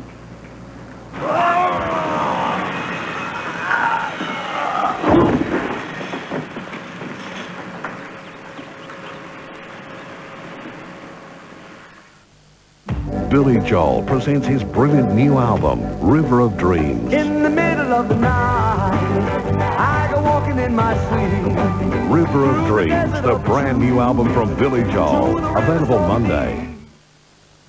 If you apply for a State Bank home extension loan before noon, and we don't give you a same-day answer, we'll give you $50 towards your timber. State Bank. It's Foodland's birthday, and we're celebrating with super specials like Hall's or Deep Spring soft drinks, only 59 cents. Rosella condensed soups, just 85 cents. Assorted Weston's cookies are low, 59 cents. Softex tissues at just $1.19 a box. Round frying steak, only $4.99 a kilo. And 3 kilo bags of fresh oranges, just 99 cents. Foodland, the mighty South of the year. Thursday, a modern-day Indiana Jones. He thinks like a wild boar. He's caught on film tribal rituals that have turned myths into fact. Except for shallow breathing, they are dead. The night John Newcomb had a strange dream. I'd never ever dreamt of Pancho before in my life. At the same time, 1,000 miles away, his dog dies. I have been visited. 2 premonitions of the One Air disaster. Almost a physical force dragging me out there. And the haunted mansion that made legal history. Legally, there are ghosts. On The Extraordinary, 8:30 Thursday. Adelaide Crows are back out on the ground here at Football Park in preparation for the second half. They have a very handy lead of 39 points at the moment. A reminder of some of the top sport coming your way on 7. Don't forget the Track and Field Championships with Bruce McAvaney and Andy Kay continue tonight from Stuttgart. Wherever you may be viewing, just check your local guides. Now, the Crows are doing their best to take part in these, the AFL Final Series for 93. And it all culminates, of course, with that one day in September. Following that, we've got the great race from the mountain, from Bathurst, the Tooheys 1000 on October 3rd. So there it is, some great sport coming your way. But wherever you may be viewing, just check your local guides down on the boundary line. I wonder what success he had at half-time. Maxie, any news? Well, not a lot of success as Melbourne's concerned, as one would expect, Sandy, but I can tell you Darren Cowell, he's got a twisted ankle, but may or could be available to come back onto the ground. Incidentally, they'll be doing drug testing here at Football Park. 2 or 3 players from each side after the game will be required to be drug tested at random. From the Adelaide rooms, Graham Corns has told the Crows that games are won quarter by quarter. They've only won the first half. The third term is of most importance. Out of 50-50 balls that are up for grabs, Adelaide has one possession, 22-15, and he's pretty pleased with that, particularly in that second quarter. Big rap for Wayne Wiedemann. Many could suggest he was at the crossroads over the last couple of weeks. Andrew Jarman, again coming on at the 26-minute mark. That's exactly the same time as he came on against Fitzroy. He did a lot of work and did work well despite Adelaide losing that game. And I've got to say to you, Sandy, that Wayne Wiedemann, bit of a hoot when he ever gets near the ball or comes onto the ground. It's sort of a bit of a cross between the Paul Roos, and you'll remember Val Perovic years ago. He used to have that every time he took the ball. Well, this is a combination of the Roos Perovic with a W at the start, if you know what I mean. Max, you sound like a dog. Do it again for me. Give me one more. The weed or the Roos? I'll take your choice. The weed is weed, and the Roos is Roos, and the Perovic is whoo. Get back to your kennel. Thank you very much. Maxie Stevens down there on the boundary line, and well, some interesting stats from Graham Corns at half-time, but I sincerely hope that Neil Baum, Ross, can get his charges up in this third quarter and make a real game of it. Yes, it's often been the important one, Sandy. Obviously, every quarter is important, but after a deficit like that at half-time, you've got to show something in this third quarter. And that stat that Max read out is one that's been taken for some time by coaches, and it is such an important one that they say when the ball is in dispute, who's going to be the better at getting it. And that stat is a very good one. Worked in favour of Adelaide, but if Melbourne can turn it around in this quarter, I'm not sure if we're going to get any rain. It's looking a little bit ominous at the moment. However, it just could be a quarter they can lift, and it could make all the difference to their finals aspirations. Tony Modra has just the 2 goals to date. He's been off target, though. Wayne Wiedemann has also booted 2, both in the second quarter when he came on in a blaze of glory. Well, Melbourne didn't score a goal in that second quarter. 3 behinds. Carroll's actually back on the ground, so that's good news. Yes, because he's the lively type that they need to match the leg speed of Adelaide. Melbourne have to do a lot better up forward now. That man on screen, Jakovic, really has to fire for them because Ben Hart's a very good player at fullback. So just about set to go with Wren, who's done an excellent job. He and Steins have had a great duel on the ball. Wren tends to really charge at these opening bounces. Let's see what happens in the middle. Well, he sprints and then he's got a prop for a moment. In fact, no one gets a decisive tap away. Viney had it and then lost it. So too did Tingay. Wren down at the bottom. Viney again. Look at him pounce on it with Brown. I think Brown may be a little too enthusiastic and a fraction high. Love it. Melbourne want the first goal very, very badly. Hart leads Jakovic to the ball. Obst is also there with Rashudo. And Rashudo sees it over the line. What's wrong, Pete? Oh, well, you've got the ball almost at centre half forward, then they shoot it way out to the half forward flank out towards the boundary line. Should have been going to the goal square. Yes, it's a throw in front of the scoreboard. Pittman was there doing the ruck work. Viney's hurried kick goes straight to Hart. Must have been touched off the boot. He was called to play on. Slung as he gets his kick. That could well be a goal. Obst, I think. Well, that's a fantastic goal, and that's what they needed. Obst getting the first goal in the third quarter. That's his second, and it might just lift Melbourne. They're 4-5, but they trail 9-8. Yes, and he's such an important player, having started the game matching up with Chris McDermott, now on the forward line, and a terrific snapper. He's a sort of team-lifting type player, and he's done that so far. Good stuff. Well, maybe they can mount a challenge. That's exactly what they needed to start this term. The Adelaide crowd getting behind their side. Jimmy Steins racing after Glenn Lovett. Oh, smothered off the boot. That was good play by Greg Anderson. He actually dived on the boot, Ross. Yes, he did. Since they've taken the tag off from McGuinness too, he's able to run free a bit. So again a bounce. Umpires Peter Carey and Darren Goldspink, very experienced umpires and doing a fine job in this game. Wren taps it down. Gary Lyon cleverly. Glenn Lovett brought down too high. Umpire says to Matthew Liptak. Well, another quick one would be invaluable as we see Glenn Lovett looking for Jimmy Steins. Oh, but coming across the front. Greg Anderson's having a great game and very strong overhead, as we said earlier. Former bomber from Port Adelaide star. In towards half forward, looking for Nigel Smart. Big thump away was by Stretch. Here's Tingay. A wild hand pass. Nigel Smart goes on with a very quick player. Tregenza's had a good game. Hurry kick in towards Brown. This is David Brown going backwards to Simon Tregenza. The chip pass into Jarman. And not paid. Almost held it long enough. David Brown around the corner. A clever kick to Tony McGuinness. Danger here. Modra on the lead. Stephen Phoebe will come over the back. Jarman went past the ball. Hopgood further afield to Matthew Phoebe. In towards half-back and a nice mark taken there by Tingay. Melbourne getting the opening goal of the second half. Rowe, penetrating kick down towards the half-forward line. Andy Lovell and Lee. Who was holding who? The umpire said, you both were, they play on. Well, let's fell it down to the line. Let's go down to the boundary line. Max? Mark Visca for the Adelaide Crows is on the bench at the moment. He has a slight, and I emphasise slight, hamstring strain and is available to come back on if needed. Okay, thanks, Max. Pittman doing the ruck work. Lee's hand pass goes astray. Went straight towards Viney, who was ridden into the ground. Lyon also. Lee again. Sneaks away from Tingay and has a bounce. There's long and low towards Jarman. Seems to pull the ball down in front of him. The lead goes for number 3. But he's away to the left. And behind. Well, the Weed, there was another famous The Weed, played for Collingwood in the late 50s and early 60s. Murray Wiedemann was known as The Weed. What a great player he was for the Magpies. And now residing in South Australia.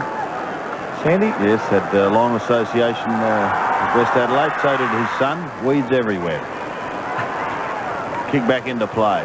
Stretch sets up the hand pass for Lovett. Now Road towards half forward. Lovell a chance to go. He's taken the mark.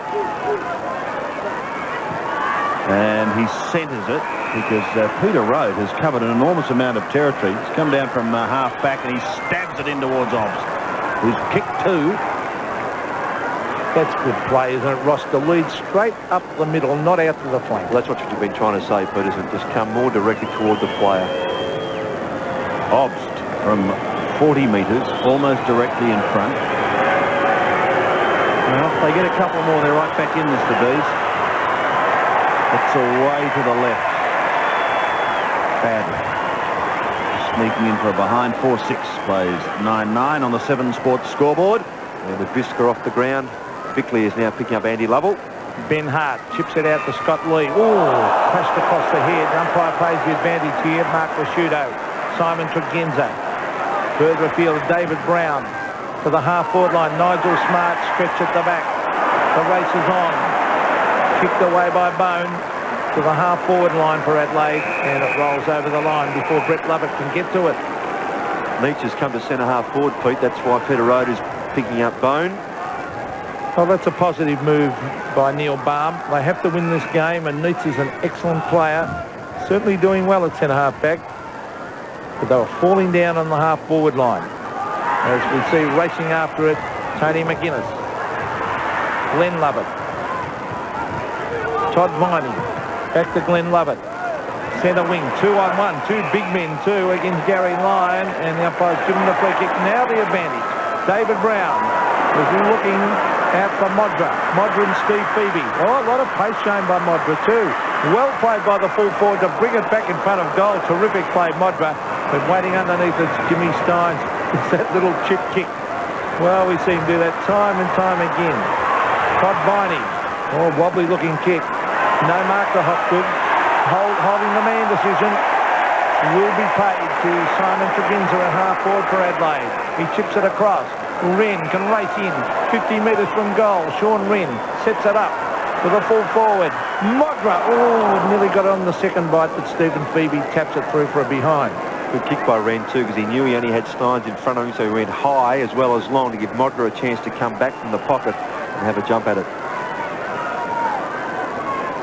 9-10 plays 4-6. 34 points the margin. Phoebe comes back into play. Towards Peter Road. Nigel Smart was there. Look at that recovery of Smart. He should goal here. And that's another opportunity going big. Deserved one. Yes. He's got some talent, hasn't he? He was deceptively quick too, Pete. He looks like a bit of a loper, but his ability over the first few yards, very slick. 9-11. Phoebe again. To a similar spot. Wren and Steins. Wren got a hand to it. Steins called a play on. He gets the hand pass out. McDermott locks it up. And we'll have a bonus. Crows could find themselves later tonight in the top 4. Quite possibly. Just depending how it all unravels. What it basically means is we've got a wonderful struggle for a finals berth this year, and that's great to see. Lyon on centre wing. Melbourne's run, on the other hand, could well end should they be defeated. Cowell back on the ground, couldn't take it on the half volley. Tregenza does it nicely to Lee off to McDermott. The Crows are away. He's in the middle. Kicks up towards half forward into a bit of space. Tapped on for Modra. This should result in a goal. He just gives it to Jarman going past, and Giles is away to the left as well. Well,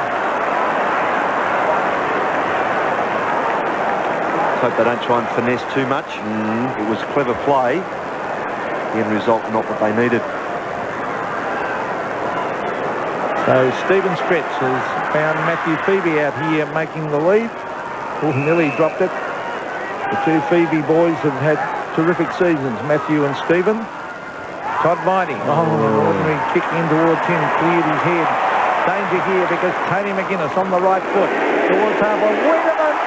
Oh, they love him here at Football Park. Good strong mark. And if he had to turn around quickly, Yates, his opponent, had fallen on the ground, but he ran back again with his back to play. Obviously backed himself for a shot at goal, but he could have run in within about 15 metres out.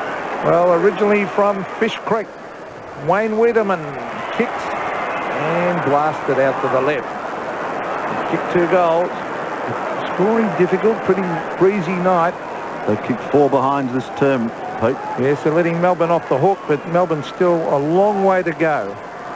As we see Steve Phoebe bringing it to the half-back line. Nigel Smart is there. That looked like Neats down there at half-back then. Yates. Cap further afield. Jamison intercepting was Todd Viney. On to Stephen Stretch. Stretch to the half-forward line. It clears the pack. Here's Jakovic. Oh, he looked up. He went without it. He was off before he actually had the ball. Ben Hart. Well played. Mark Bickley. Now it's Brown. David Brown. Dummy. Now brings it in on the left foot towards half-forward. He's kicked. Oh, Steins has dropped the sitter. Oh, danger here because Bones got it. On to Smart. Nigel Smart brings it in towards Jarman. It clears his head. Modra is there to lend a hand. Tony Modra. Well played, Stephen Phoebe. As he takes the ball away, he's doing pretty well at fullback. In towards Hopgood, and he finds him at the half-back line. Goes over the top. Lovett. Glenn Lovett. Up to right half-forward, and Andy Lovell takes the mark. Jakovic leads into the pocket. He ignores him and heads towards Obst at half-forward.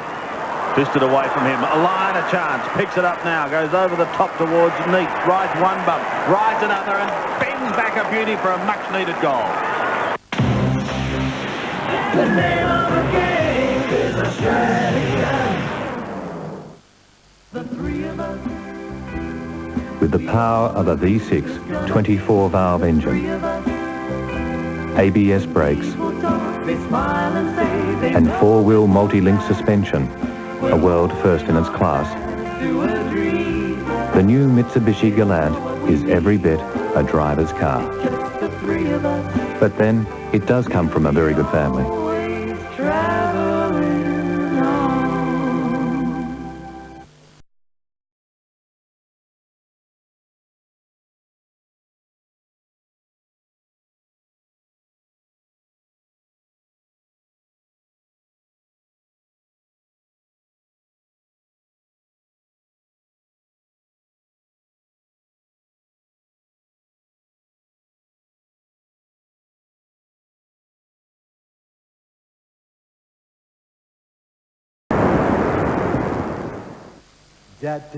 It's Foodland's birthday, and we're celebrating with super specials like Hall's or Deep Spring soft drinks, only 59 cents. Rosella condensed soups, just 85 cents. Assorted Weston's cookies are low, 59 cents. Softex tissues at just $1.19 a box. Round frying steak, only $4.99 a kilo. And 3-kilo bags of fresh oranges, just 99 cents. Foodland, the mighty South of the year. Monday on Real Life exclusive. Is he a high-profile businessman? Extremely. Caught up in Hollywood's hottest sex scandal. He just wanted to party and have fun. The Aussie Connection. Are you prepared to name him? The dilemma of oldies behind the wheel. I don't feel that I'm a danger on the road. They believe they're okay, but are they? I can't see. A driving danger. And what's it like to be fat? We find out how tough it can be. Real Life, 6:30 weeknights. Well, a little sniff of it for Melbourne. Just a couple more quick goals and they'd be right in this.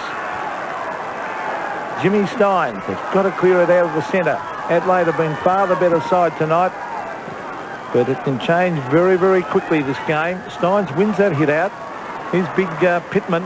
Well, he's lost it to Gary Lyon. Well played by Lyon. Ooh, that was Bickley coming through. Lyon dodging and weaving. That's good play.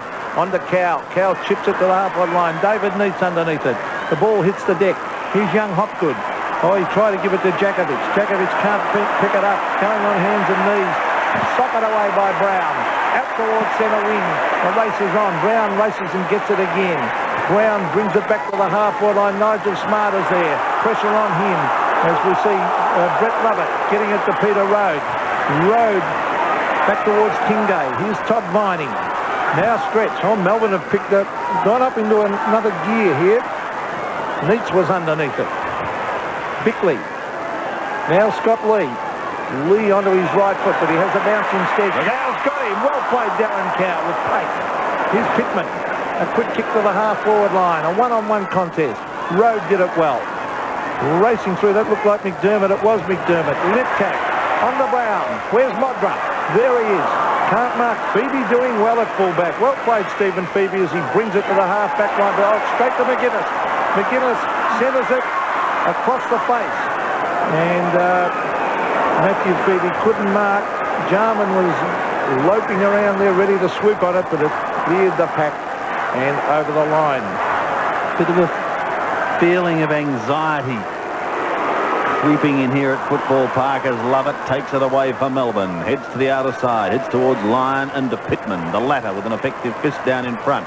Lyon leads in the race. Now he's got a double back. Anderson gives good support to Pittman. Picking up a ton of possessions, Greg Anderson. With a loping left foot. Oh, look at this. Yes, Miss Sanderson walking up, Sandy. It looks as if it's Jarman coming off. Yes, it is. Modra now, because of this, going for his third. Good shepherding by Wiedemann too.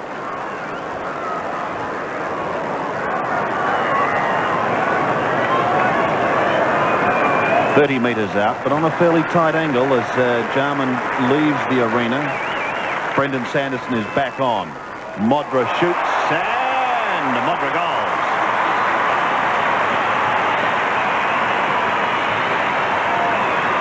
Three goals for Tony Modra.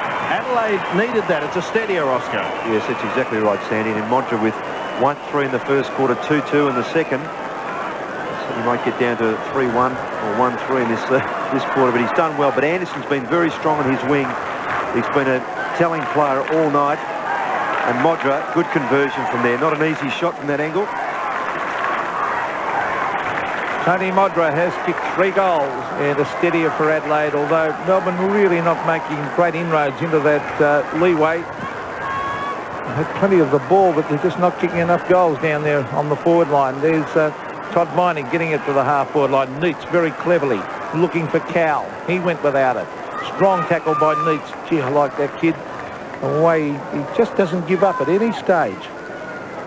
Andrew Jarman looks on. He's having a few spells here and there on interchange. Pittman gets it to Lee. And that hurry kick straight to Graham Yates. Yates lays off the hand pass. This is Stretch. Oh, he should have kicked it. He tried to give a hand pass. Taken away by Nigel Smart. Beautiful pass to Modra. That is classic play, but really the mistake by Stephen Stretch should have been kicking it 70 metres down their end. Yes, they make hard work of it, Melbourne. What you said before, Pete, they are getting clean of the footy, but they're just making it give it to their teammates with the wrong option. And Smart just read that beautifully, and his pick-up and recovery was great. The kick, you wouldn't want it better. Modra for goal number 4 from directly in front.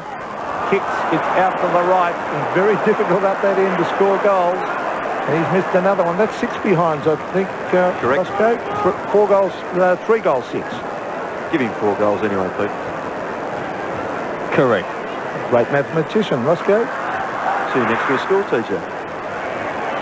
Wren comes over the top with a powerful fist. Melbourne now needing a couple badly. Dyson gets the hand pass away to Glenn Lovett. Stretch runs through the middle and kicks beautifully up towards half forward. Hart got a hand to it for the Crows. Couldn't take the mark, and a bounce will take place 35 metres out from the Melbourne scoring zone. They booted only 5-6 in the game to date. You've just joined us. Adelaide leads 10-14, 74. The D's 5-6, 36. Lovett gets in out towards his skipper line. Andy Lovell. Oh, that was a lightning hand pass. Wonder where he learnt that. Hopgood. High kick.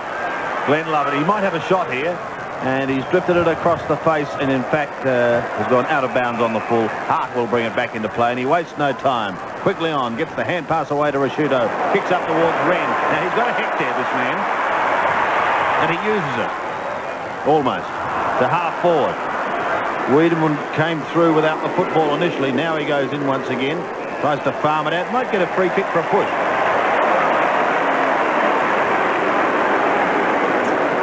Quickly on he goes. Wants Modra. At the back, there's no one there. Modra attempts a soccer off the ground. Brett Lovett is there, depending on the last line. This is what they've got to do now. They've got to get out of trouble. The Yates to the half-back line. The two 12s, Viney and Tregenza. The Melbourne man is superior on this occasion. Hopgood, close to the boundary line on centre wing, and his kick is even closer. Looking for Andy Lovell, he goes out on the full, and it'll be Mark Bickley to bring it back into play.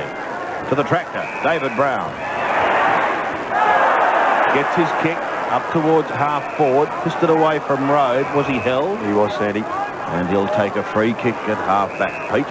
Peter Rode. He's played a number of games on the forward line this year. Former Carlton player to half-forward. They've gone wide again, Melbourne. Here's Tregenza, and he went without it. Hopgood needs some support. He's got it from Glenn Lovett. Well played. Oh, gets himself into trouble. Smothered off the boot by Tony McGuinness. They won't kick the ball, Melbourne. Now a chance. Gary Lyon comes through the fact that a free kick in the meantime will go the way. I think Ben Hart will take this. No, he won't. McDermott, I should say. Chris McDermott at half-back. McDermott, a wobbly kick to the centre of the ground, but Randall Bone is there playing in front. Big Randall. Centre wing. In towards half-forward. Ren the fly. Geez, got some class. On the smart. Is that holding the ball? No, says the umpire. Scott Lee going down to try and have a shot at goal. He's still going on with it, Scott Lee. Matthew Phoebe, well played. Hooks it out to Obbs. Obbs to Anderson. Anderson a quick kick into the pocket. Modra and Steve Phoebe, but it beats both of them over the line for a throw-in. Yeah, Scott Lee a little bit keen to have a shot at goal there. Should have handballed to Liptak. The first option, instinctive one, was to do that. We didn't. And so we have a throw-in in the right forward pocket. 74 plays 36. Wiedemann through strong. Ball spills free. Lovett at the bottom of the pack. Wiedemann asked the question. Trying to get through was Dyson. Try a ball. Graham Gutch's copped a bit. He's copped a couple of hips and shoulders tonight that he'll feel tomorrow morning. Looked up and saw Wiedemann. So I think I'll just walk past, actually. So a bounce in the right forward pocket for the Crows. Tingay has the front spot. Brown there with him. Close to the boundary line. Phoebe is taken over. The ball is over as well, so a throw in on that other side. And that's the sort of pressure that McDermott applied then that they've been applying all night in the 50-50 stuff, as well as when they've chased like that. Well, Chris McDermott may well see his dream come true of Brown. Goes forward once again towards Modra. Over the top now. Who's going to be first to recover? It spins away. Like a Shane Warne ball. The one behind. A good effort by Stephen Phoebe because that ball has been pelted down there time and time again. Steins punched away by Tregenza.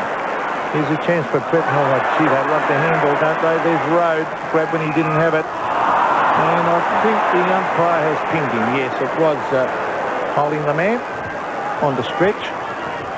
Chips it out. He's looking for Glenn Lovett. Oh, he's a quick kick. He's got a loose man on centre wing, but too late. Glenn Lovett in towards half forward. He's looking for David Neitz. He's underneath it. A good fist away.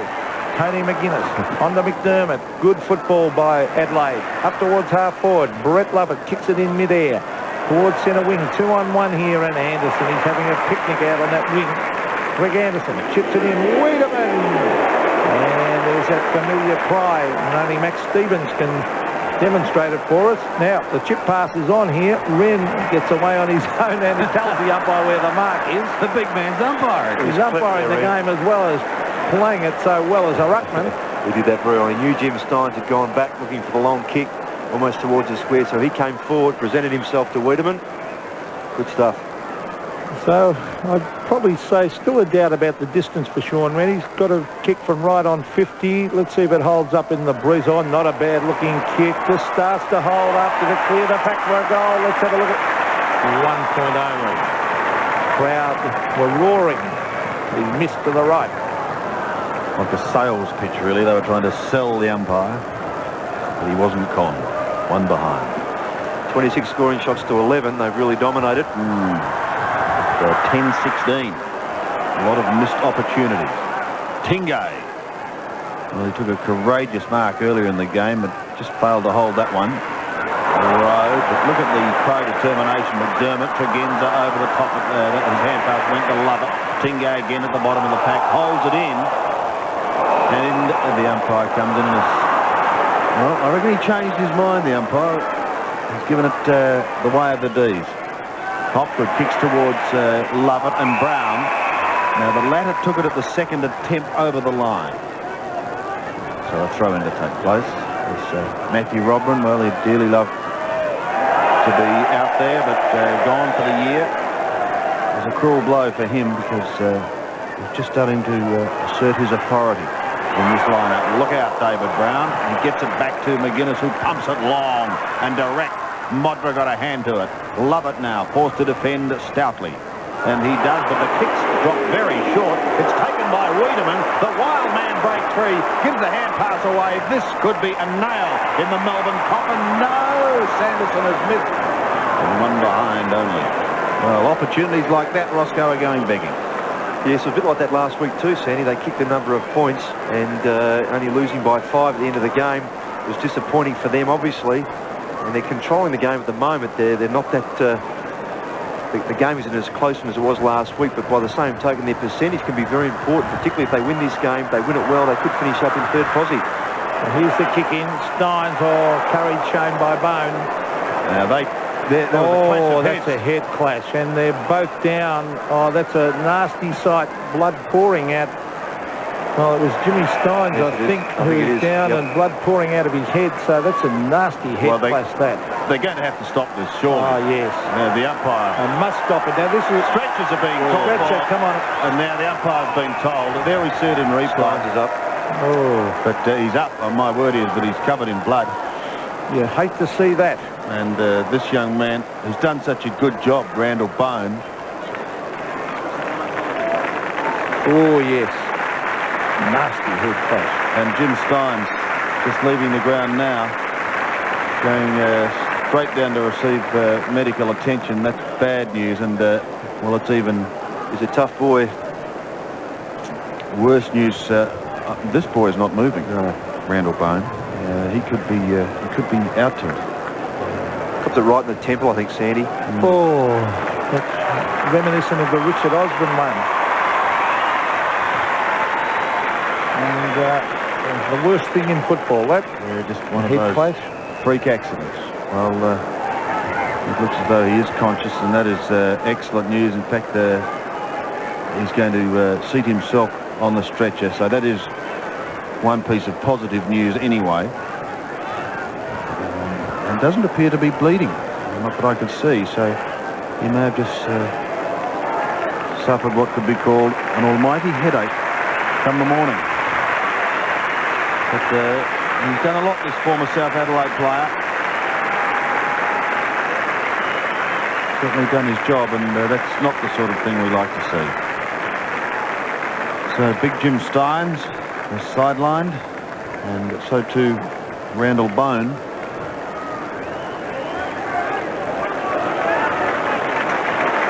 This is going to add some considerable time to the quarter.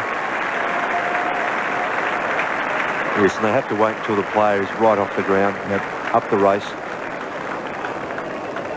And the situation is that Adelaide have control of the ball through Mark Bickley. He's waiting to take the kick now.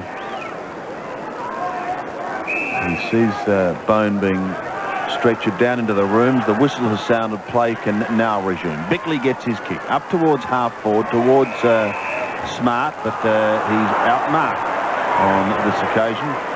I'm sure, incidentally, that Max will bring us up to date with the condition of both boys in the next 5 or 6 minutes. I'm sure people will be keen to find out. Now, did it go out on the full? No. It's a somewhat animated boundary umpire. It was swept along the floor. Coming from the boot of Paul Hopgood. Well, this is all Adelaide at the moment. He's been far too good so far in this game. Strong tackling on Tingay. Brett Lovett trying to take it around. Oh, that was a class play by Lovett. He's looking for the hand pass on to Todd Vining. Oh, inside he goes. Glenn Lovett chips it in. Oh, it'll clear the head of Andy Lovell. Poor kick it was. Ben Hart races away. And the little chip pass has found look, he's got Rodney Jamison. Here's Bickley alone. Well, here he is receiving from Ben Hart. The loose men everywhere for Adelaide here, and he chips it out wide, and Greg Anderson has had a magnificent game. Anderson, the centre wing. Simon Tregenza to the half-forward line. Nigel Smart, clever players. He taps it further afield. Peter Rode battling hard against Jarman, and Jarman can't retrieve that ball before it rolls across the line. Half-forward flank area for Adelaide. Tony Modra, 3 goals to him tonight. Wayne Wiedemann has 2. They're the main contributors for Adelaide. Andrew Obst has 2 for the D's. Socket off the ground, up towards Modra. Left foot snap, yes! Now he's got 4. Yeah, Liptak, Sandy, that was clever play to kick it off the ground, as you said. Just the first thing again, get the ball forward as best you can, knock it on by fist, and then kick it off the ground. The ball's getting a little greasy. There's a bit of dew around. But Modra just too strong this time for Phoebe. Phoebe's done a pretty good job, actually. That time, Modra too good.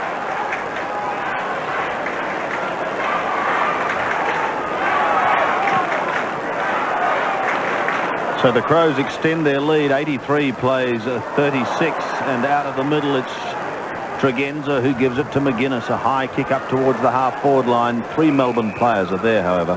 But the D's need some scoring done pretty badly. Dyson takes the hand pass. He started on the bench, kicks up towards the half-forward line. Hart chanced his arm there and couldn't quite take it on the half volley. Here's his opponent, Jakovic. A left foot snap as he goes to ground. This is going to be close. Away to the left. 1 behind.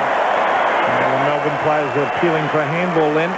4 behinds to Jakovic in his comeback.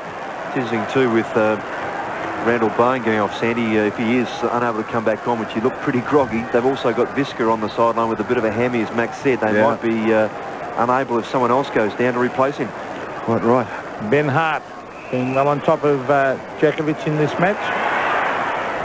Now Scott Lee gets it to Brown. Brown round the corner. Oh, here he is again, Greg Anderson. 15 kicks he's had, 8 marks. Now to the half-forward line. Smart slips over, but Liptak is there. The swoop on the ball, on the left foot. Centres. That is a very good kick by Liptak. Still a chance for the Crows.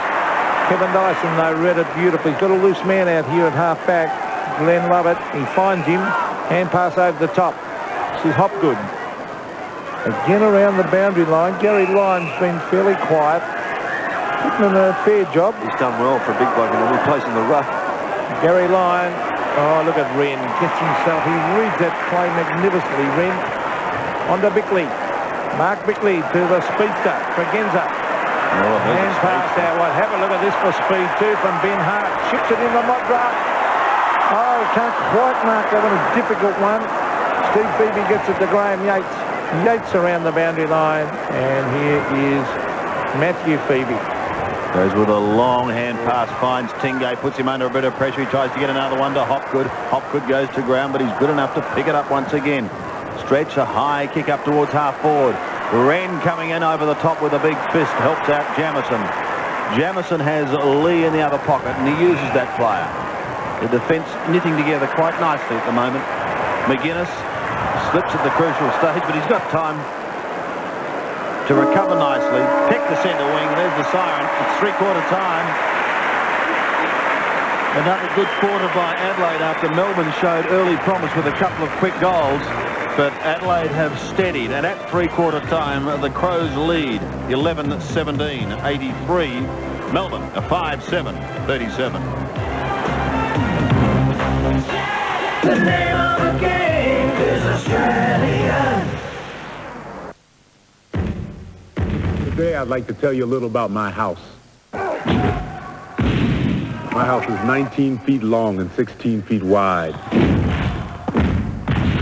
It has painted hardwood floors, high ceilings, and the basketball net at one end.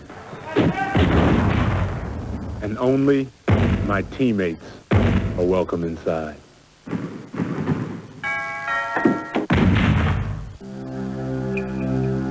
How long have you wanted to see the Rock? Well, when you deposit your money into a term investment at State Bank, you could win a trip for two on the Gan to Alice Springs and Ayers Rock. You'll get a high rate of interest, and on top of that, a State Bank term investment is government guaranteed. It's what we call up here a rock-solid investment. So call into the bank, State Bank. A murdered wife, a one-armed man, an obsessed detective. Put that gun down! I didn't kill my wife! Harrison Ford is the fugitive.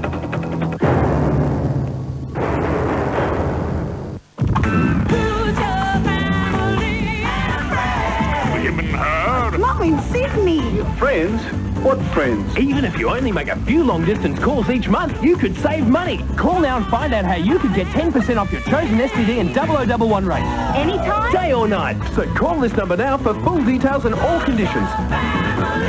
Is that any of your business, evidently? Telecom Family and Friends. We're talking real savings on STD and 0011 calls.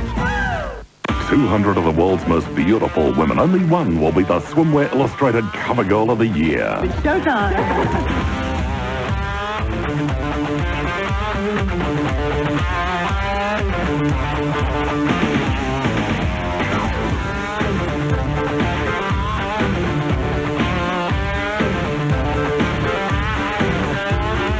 Bikini Jam, right after The Extraordinary. Premieres 9:30 Thursday on 7.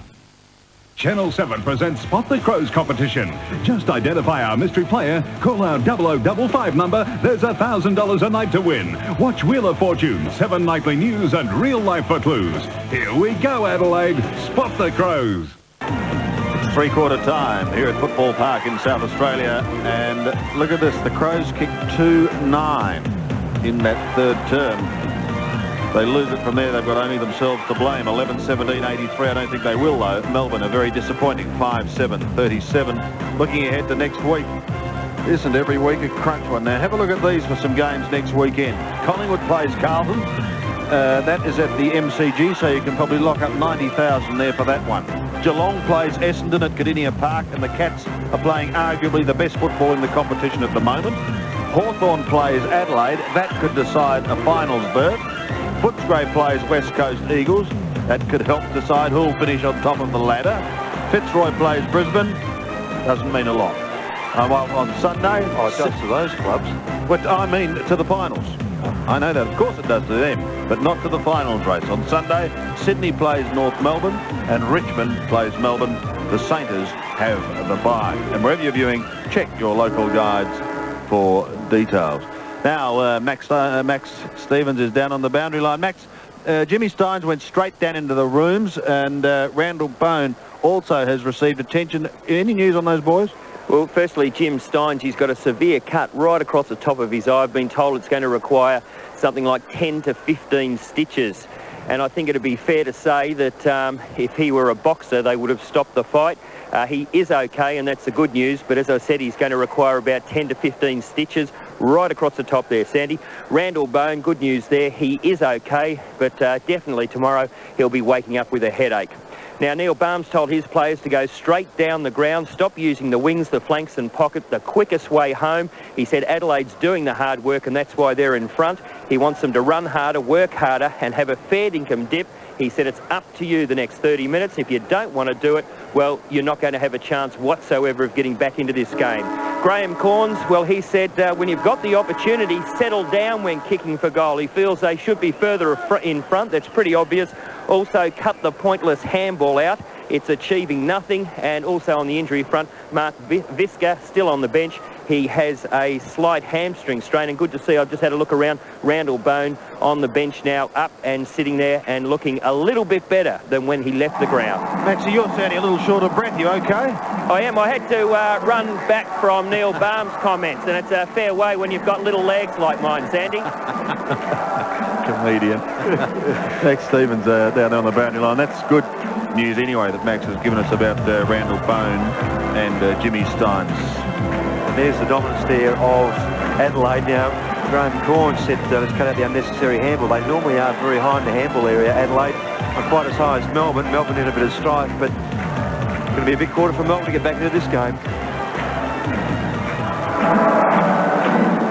Well, Adelaide has increased their lead during that third quarter after Melbourne got a couple of early goals. It was a 39-point break at half-time. It's now 46. Do you give them any hope, Roscoe, of getting back? Well, they've got to lift themselves so much all around the ground, Sandy. I just can't see them. There's not one player that really has shone out as someone who can lift and take control of this game or give them some drive, particularly through the centre. They've really missed that tonight. Wren about to do battle once again. Of course, not up against big Jim Steins anymore. Steins requiring at least 6 or 7 stitches.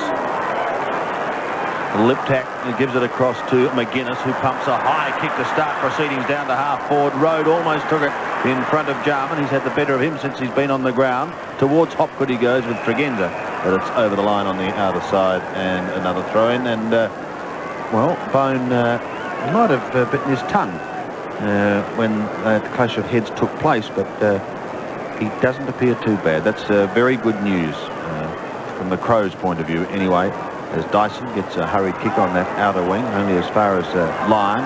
Lyon back to Glenn Lovett. Melbourne go towards a half forward. Gwent has been rarely sighted tonight. Jamison has it. Oh, that could be costly. The Grenter's kick, however, is high. Djakovic underneath it. Couldn't take the mark. Obst is also there. Djakovic could have almost asked for a free kick. Yes, I thought so too, Sandy. Carried forward. But not to be. So the ball up in the right forward pocket. And that's that finessing handball that Graham Corns was talking about. The one coming back to Bickley. Forward pocket for Melbourne. Pittman. Here's Djakovic, surrounded by Crows. Been pretty impressive tonight, but they're always impressive here at Football Park. We've just got to learn to win in Melbourne. We've got a big one next week out at Waverley against the Hawks. Huge game for Hawthorn. Forward pocket, Gary Lyon. Telling the umpire to get on and bounce it. Trying to get in there in front of Wren. He does so, and Obbs comes over the top, but Scotty Lee is there to take it away to centre wing. Up they go. Oh, that's a good mark. Chris McDermott. Now the Crows go straight down the centre. Mogra. 2 bites of the cherry and he's marked. And that's what Neil Baum said he wanted his Melbourne players to do, Pete, straight down the centre. That's exactly how you do it. Clear out onto the flank, redirect through the centre, and then go as quickly as you can with a low trajectory pass to your leading forward. Thank you. And he's kicked 4 goals, 6. Tony Modra. He's 40 metres out, directly in front. He lays back on that. That was an ordinary looking kick. And he really has kicked poorly tonight. Well, that's because he has, Pete, exactly what you said. He's leaned back a bit, which you don't do, as you know. You lean forward and you kick through the ball with a good momentum in your run-up, and he's done the opposite to that tonight on a few occasions. Well, invaluable advice from the Brownlow medalist. I think the cheque will be in the mail during the week from Tony Modra. Roscoe? Love it. He's tried hard all night. 20 kicks. Goes up towards Lyon on centre wing, who charges at the ball. Hopgood is there also. Tregenza just gets a little toe poke forward away from him towards Jamison. Back again. This looks dangerous. Smart's inside 50. Chip in towards half forward. But beaten for the ball on this occasion was Matthew Liptak. And it's gone to Graham Yates. Yates out to the half back line. David Neitz kicked the goal in the third quarter. We'll have to do the big man work now because Steins is no longer with us on the ground at the moment. There's Glenn Lovett. Almost shepherded that ball over the line. How do you do, sir? As you're enjoying it? I'm sure they are if they're Crow supporters anyway, Pete. Very Certainly. handy. Oh, they've been impressive, Adelaide, tonight. McDermott. High kick. Jarman. Well, tried to position the body and he almost got there. In there once again goes Jones. Oh, well done. Out to David Brown, and he kicks a goal. They're working on percentage now. The Crows. Brown gets his first for the night. Roscoe? And again, that indecisive kick from Neitz just makes it difficult for his teammate to get the footy. The ball's changed over. Jarman worked very hard in that 50-50 ball again, which they were talking about at half-time, Max mentioned. You win possession, you give the ball off, Brown kicks a goal. you're in further trouble. Well, just what the doctor ordered for Adelaide, and certainly what Melbourne did not want. Got it, mate. So, Neats against Rio, that clever player Wren. He taps it back towards half forward. That was Sanderson. Now it's Brown. Here's Wren. Look at that. Dodging and weaving back to Brown. In towards half forward, and the mark has been taken by Liptak. Matthew Liptak. He'll look for Modra. Modra on the lead. That's out in front of him. What can he do? The full foot. Oh, good hand pass. On to Sanderson. He's caught the ground. Well played by Tingay. Desperate play by Tingay. Brett Lovett. Well, he turned around Matthew Phoebe, and the umpire waved him on, playing the advantage. Glenn Lovett to the half-forward line. They've fallen down here tonight. Holding decision which way. Advantage play. It was going Melbourne's way to Ops. Here's Andy Lovell centering the ball. He's looking for Grinter. Grinter's been very quiet. Lee gets in a hand pass. Here's Jakovic. Caught. Gets in a hand pass. A good one too. Andrew Ops from directly in front. Chips it in. No mark to Melbourne. Socket off the ground. That could be a goal. No. One behind only to the Demons. It's a real struggle for them. And Pete, that kick from Andy Lovell is another example. He kicked it behind the lead of Grinter rather than giving Grinter some chance to get the footy. He put it behind, which gave the Adelaide Crow player a chance. Crowd, incidentally, tonight as Rashudo goes from the back pocket towards centre wing to McDermott of 46,310. Oh, packed it out again. Yet another sellout. But, wonderful that it's so strong in South Australia. McDermott to half forward. Smart, eyes only for the ball. Almost took it. Tingay towards the boundary line. Smart shows dash. He's quick. The big man is very versatile. Gets the hand pass away towards Sanderson. He's under pressure, but he's able to get his kick in towards full forward. Over the back it goes. Road gets a hand to it and eventually pushes it over the line from behind. 12-19. Look at that. 31 scoring shots to 13. Really does tell the story of the night.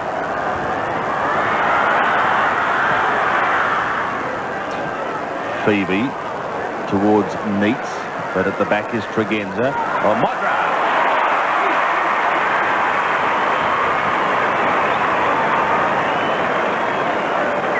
Would you back it this time, Pete? 30 metres out, slide angle. Yeah, I would, Pete. 4-6 to his credit at the moment. We could race Ross Glendinning down there to give him a quick kicking lesson to make a certainty of it, though, Sandy.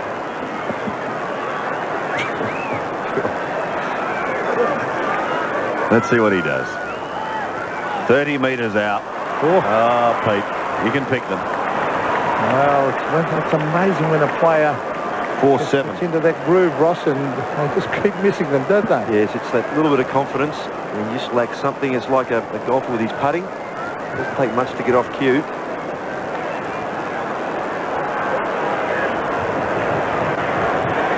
Now, Melbourne have got to get something from this kickoff. They've been very ordinary at getting the advantage from their kickoff. They've had plenty of chances, 20 kickoffs. And the percentages, I would think, in Adelaide's favour in returning the ball towards goal. So Road, undecided. Actually comes Members' side. Wiedemann and at the bottom of the pack. Viney first to the ball, close to the boundary line. And gets a high kick. Wren. Oh! Play on call. He falls on his rump and stretches away. Up towards half forward. Rashudo. Couldn't complete the mark. Grinter applies a solid tackle. Carl is caught. Could just about lose that. The line it was at the bottom. Comes up with a wry smile. It makes me laugh how the crowd expects every decision to go their way, don't they?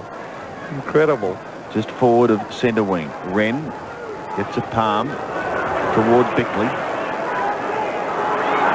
Lyon hurriedly gets boot the ball to Obst. A little chip up towards the forward line. Gee, they're going slowly, but they are getting there eventually. Andy Lovell goes even wider. It may come unstuck. Bickley collides. The ball spills free. Dyson still has possession, however. He chips again towards the forward region, and Carl takes the mark. They've gone from being about 25 metres out with Andy Lovell to now being 35 in about 8 possessions. Jimmy Steins, too, is coming around the boundary line as we watch the replay. And that's good news too. The Brownlow medalist getting a round of applause from this pro-South Australian crowd, but very sporting gesture as that kick goes in towards full forward, soccer back towards McGuinness, and he'll pump it wide to the outer side, giving Tregenza a chance to run. And he runs and sees it over the line with Paul Hopgood on the outer side. And I'd suggest it'll be Alan Jakovic that will come off the ground. The Melbourne runners up there talking to him at the moment. We'll have to wait for the opportune time, though, to move him. Yes, they can put Lyon down to full forward and Neitz to centre-half forward, I suppose, and Steins into the ruck. From the throw-in, McGuinness steals it. Tumbles a punt towards centre wing. Brett Lovett was there. He sees it go over the line, however. There's Jakovic coming off. Well, disappointing. They're pretty knowledgeable with this crowd, aren't they? He kicked 7 in the reserves last week, and it hasn't been his night tonight. But I'm quite sure that Melbourne fans in particular will be delighted to see Big Jim, despite the stitches in his head, back out on the ground. Lyon, he couldn't take it. Chance for Tregenza again for the Crows. Up towards Jarman on half forward. Took it beautifully on the half volley. Then gave it like lightning to Wiedemann. Oh, goes the Weed! The name of the game is Australia. Sir, this is the sedan, right? Terrific. There's Henry, Melissa, Tommy, and the wife up front. A choice of 2 engines. This is the perfect family car. All I need now is the perfect family. Oh, excuse me. Gotta get the wheels in motion. Drive into your local BP, buy any BP engine oil, or have a clean and go car wash, or book in for a service, and you could win any of these great prizes instantly in Footy Scratch and Win. Plus, you could also win an AFL Grand Final package, tickets, accommodation, lunch, and much more. Footy Scratch and Win, on now. BP, on the move. All this flash new gear, you'll be needing a fax and a pager. And call diversion. And a young doctor must have a mobile. Dr. Boyd's surgery. The fact is, Doc, only Telecom can provide your total communication needs. Fax and paging services, call diversion, even the good old phone. You know all that new phone stuff we need? Yes. Did you know only Telecom can provide the lot? Yes. Telecom service, we're talking total communication. Every man has a weakness. For Charlie Pearl, she's sultry, seductive, and she loves to say yes. You're an animal. You leave some pretty good teeth marks yourself. She's also the mistress of the most feared man in America. Some things are worth risking your life for. We got a going-away gift for you. For the first hilariously sexy time on television, Kim Basinger and Alec Baldwin in a love affair that tops the lot. I want to throw up. Too Hot to Handle, next Sunday on 7. Wayne Wiedemann has kicked 3 after starting the game on interchange. And Adelaide, well, they're just doing as they like at the moment. Dyson went without it. Lip tackle. Wiedemann again. Brett Lovett comes through centre. Handball out to Glenn Lovett. Lyon versus Pittman. Pittman a disciplined game. Punching the ball to ground. Lyon again goes to ground. Umpire calls play on. Here's Big Pittman. Can't control the ball. As diving after it is Phoebe. That's Matthew Phoebe, half forward for Melbourne. Disappointing display by Melbourne. Really, this was their last chance, and they've been well and truly beaten here by Adelaide tonight. Here's Chris McDermott on to McGuinness. Scott Lee, Tony McGuinness again, and he took the ball over the line. So it'll be a throw-in at half forward for Melbourne. Let's go down to the boundary line for another report. Here's Max. I've just been told Jimmy Steins has had about between 8 and 10 stitches. A brave effort to come back on, Sandy. Thank you, Max. Yes, and well, it's good to see him back anyway. Off. The ball held. Just a few starting to trickle out of this crowd of 46,310. They can leave with the knowledge that their side is going to record another victory here at Football Park tonight. Todd Viney gives away a free kick and move in to the top 6 and quite possibly move into the top 4. It's going to be fascinating to see the ladder a little bit later on. I hope you can stay with us. Tingay marks at the back on centre wing. Kicks up towards half forward, but gee, they've broken down here. Melbourne tonight, there's been very little. Look at this steal from Tregenza. May as well call him Ronald Biggs as he moves up towards half forward. Yates under pressure. There's a bit of a brawl on behind play, by the way. Tregenza marks, and one would suggest that the Crows players should be very, very careful.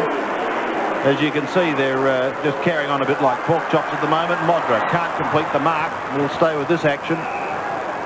As minor Barney dissipates. And Stretch and Wiedemann having a few words. The Weed was just telling him about that last goal, wasn't he? Neats. Yates at the bottom. Jarman there too.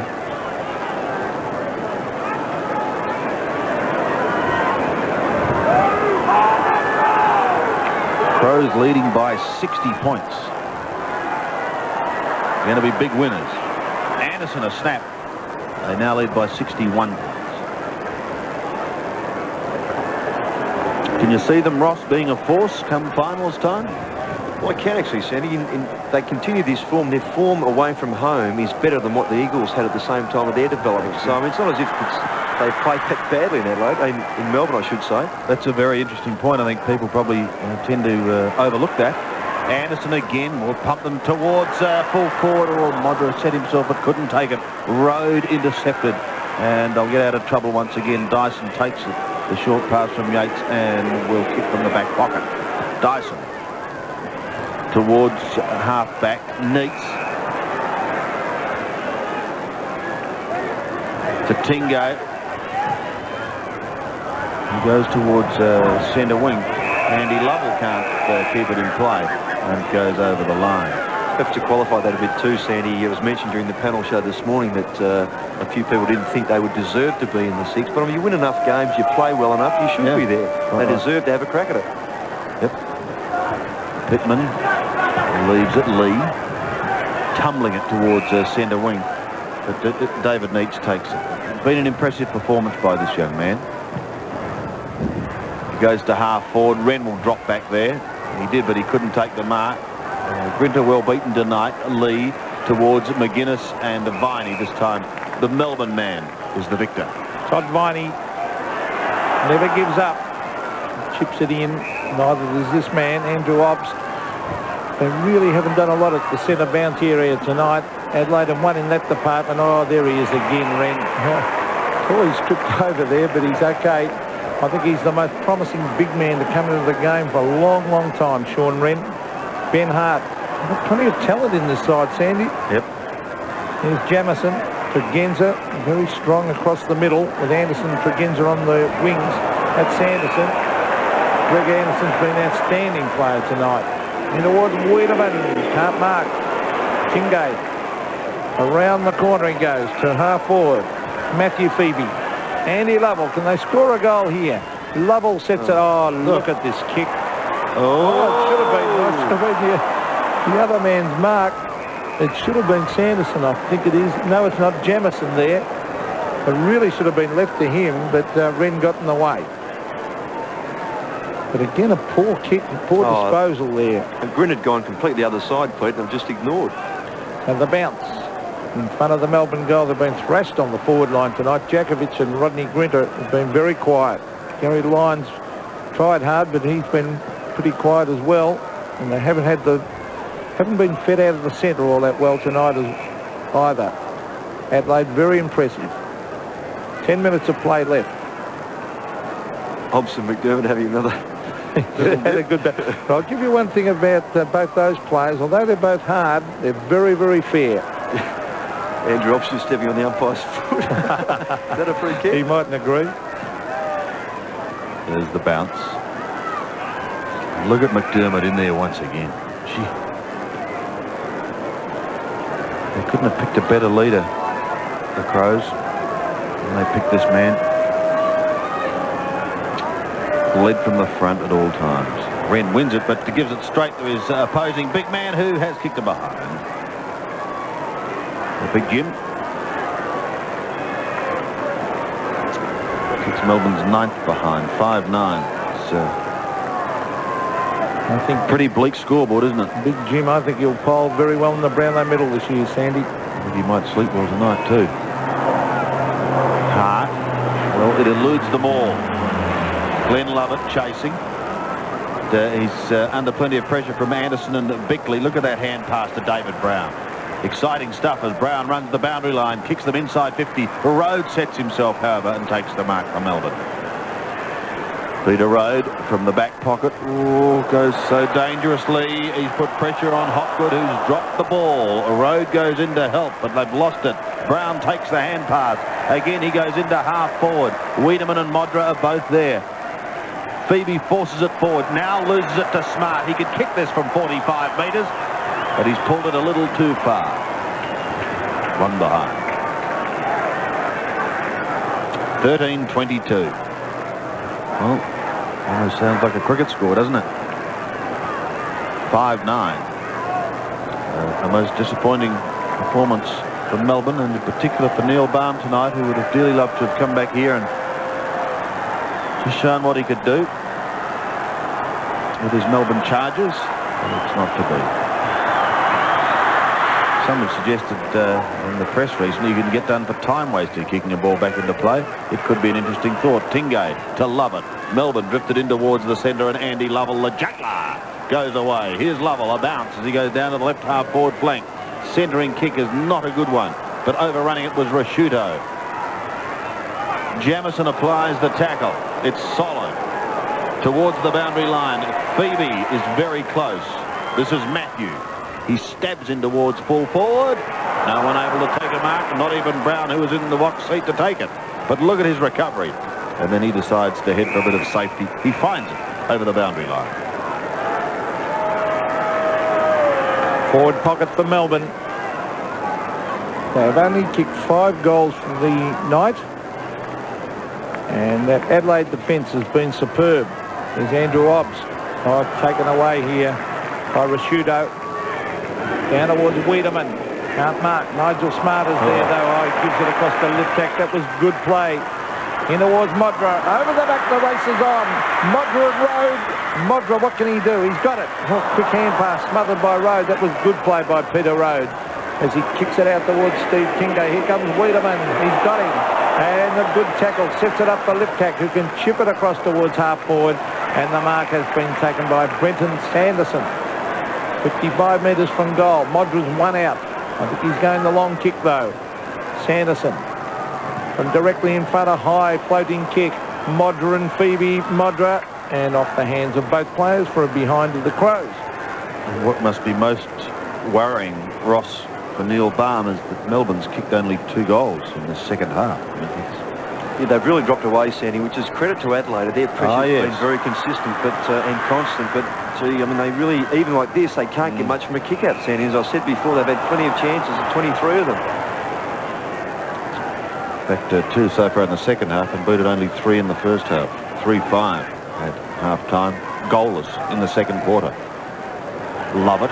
Wide. Anderson has been superb all night. Got a hand to that too. Lyon is there, so too Phoebe. Anderson beat 2 of them. That's how well he's been going. And here comes the weed. Off to McGuinness, may go back again to the weed. Now, he might kick this. He's a left footer from 55. Well, he went for the doctor. The goal umpire went to the ground. And the one behind is the result. The crowd love that, don't they? Yes, and Tony McGuinness just acknowledging he should have handballed to Wiedemann. The other thing too, Sandy, on that point is their form coming into this game, Melbourne. That is, had a bye last week. The game before that was Brisbane. The Bears at Melbourne. Cricket ground on a Sunday. They didn't play particularly well, Melbourne, in that game. So they were just a bit underdone, really. Tingay marks at halfback. Drifts it into the middle. Brett Lovett, Andy Lovell. Just gets his kick in time. Down towards the half-forward line. Cowell takes it eventually. But they're zigzagging from one side of the ground to the other. Gridder takes the mark. Been a quiet night for Rodney Grinter tonight. But he hasn't been on his own. 4 kicks, 4 marks.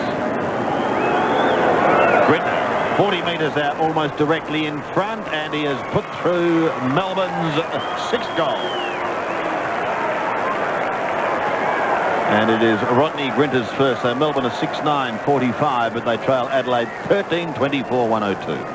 Yes, well, they can salvage something, but not a lot. The horses bolted quite completely. Not much chance at all for Melbourne to, other than some players now perhaps playing for their position, which isn't a good thing. It's still very much a team game.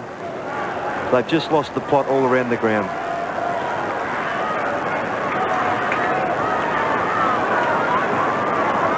So Melbourne have kicked their 6th, 13-24 to 6-9.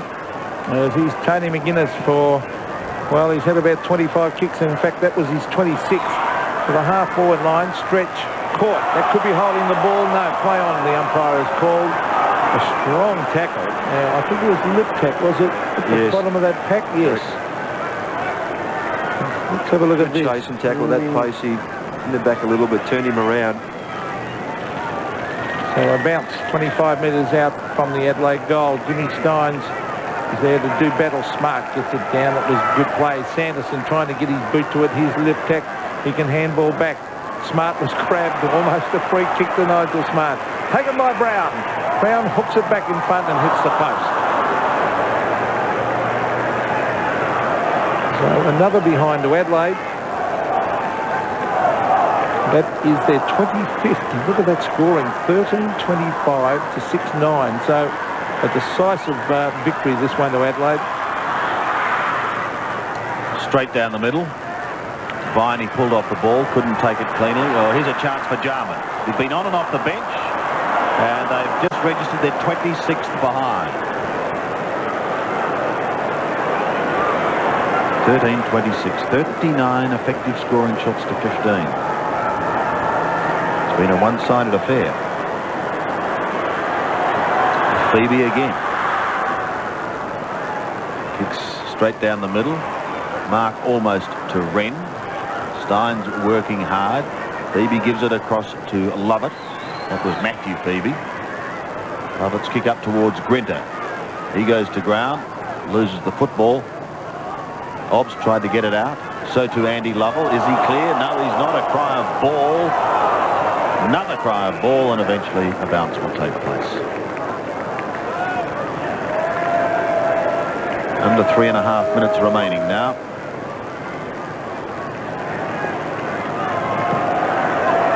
Adelaide in complete control. The West Coast were also in control earlier today over Hawthorn and North Melbourne. Getting back on the winners list, far too good for the Tigers. There are 3 winners in these 3 big games in round 20 on this Sunday.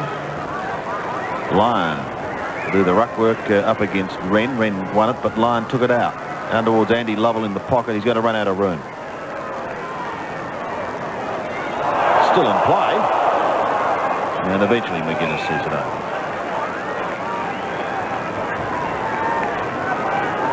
So it's going to require some more all-important games next week to try and unravel the top 6. They're going to contend the finals. Here's Glenn Lovett. Oh, he's pulled that round his body very nicely indeed, but he's kicked only a behind. He's probably been their best player, and he's had probably, I'd say, 30-odd touches. Very close to that, and he's battled very hard, but they just haven't been able to capitalise on his hard work. Rodney Jamieson chips it in, and another mark. Well, there's Greg Anderson. Great game. 9 marks, 19 kicks, 5 handballs. Wiedemann socked away by Gary Lyon. Jimmy Stein showing some soccer skills as well. To the half-forward line, but this is where they've fallen down badly tonight. Melbourne, that was Greg Anderson, another kick. That was kick number 20.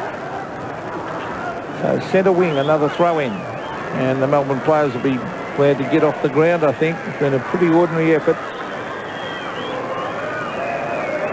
Wren grabs it out of that ruck contest onto Tony McGuinness. Quick kick lands in the hands of Brett Lovett. Now Lovett clears it out towards half forward. Andy Lovell at the back.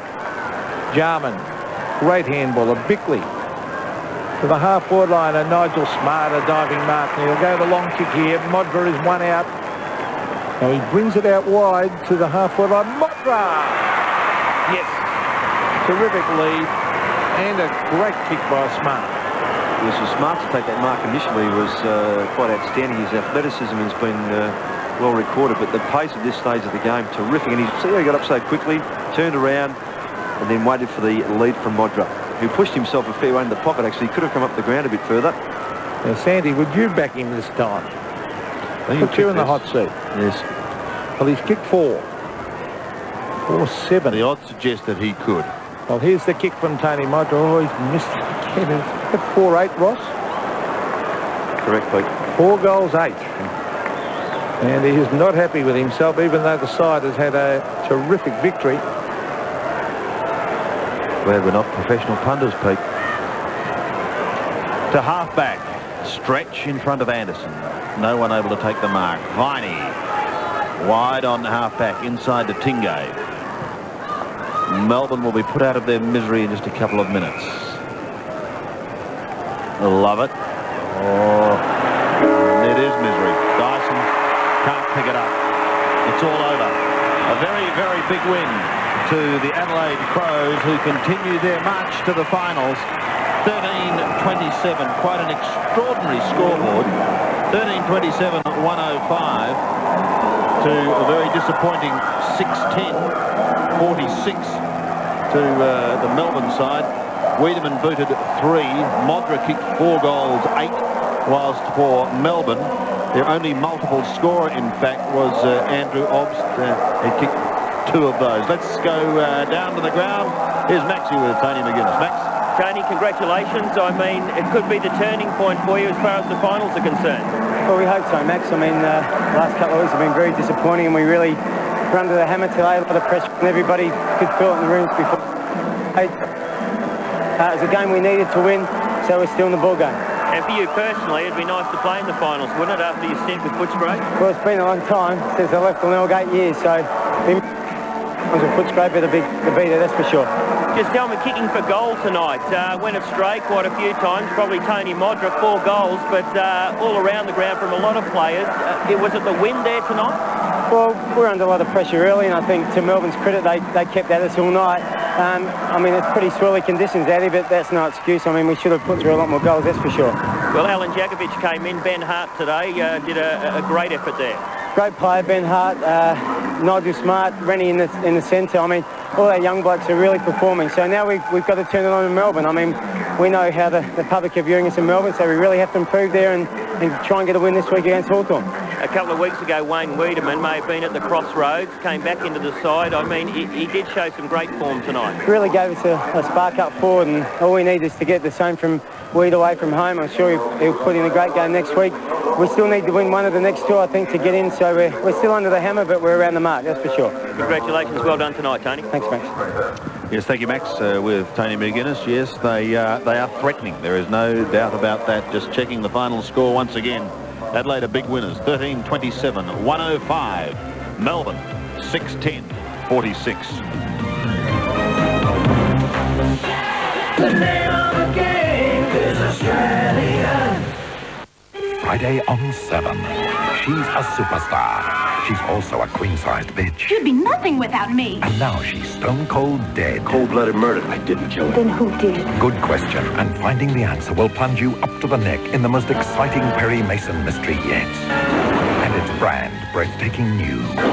Was it sex? We had an affair. Or money? No. You and Perry solve it together. Let's get to work. Friday, 8:30 on 7. It's got more grunt, but it's not a Toyota. I'm going out to rescue somebody. I've got to get home.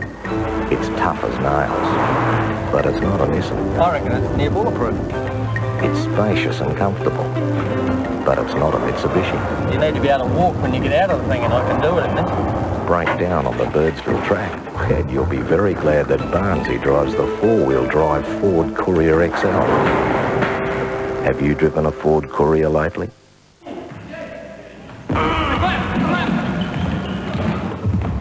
There ought to be a stat for desire.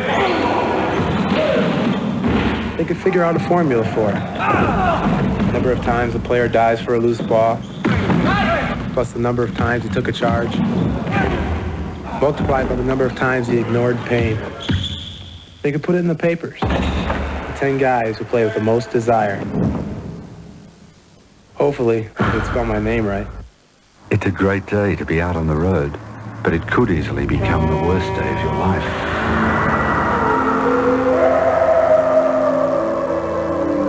You can't change the situation, but how would you like a second chance to choose your tires? Can tires make a difference? Good you can.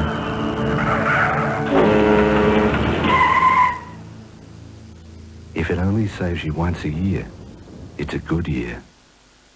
The federal budget, light at the end of the Bad Times Tunnel, or an old-fashioned hip pocket hijack. We explain what it means to you on 7 News Monday nights.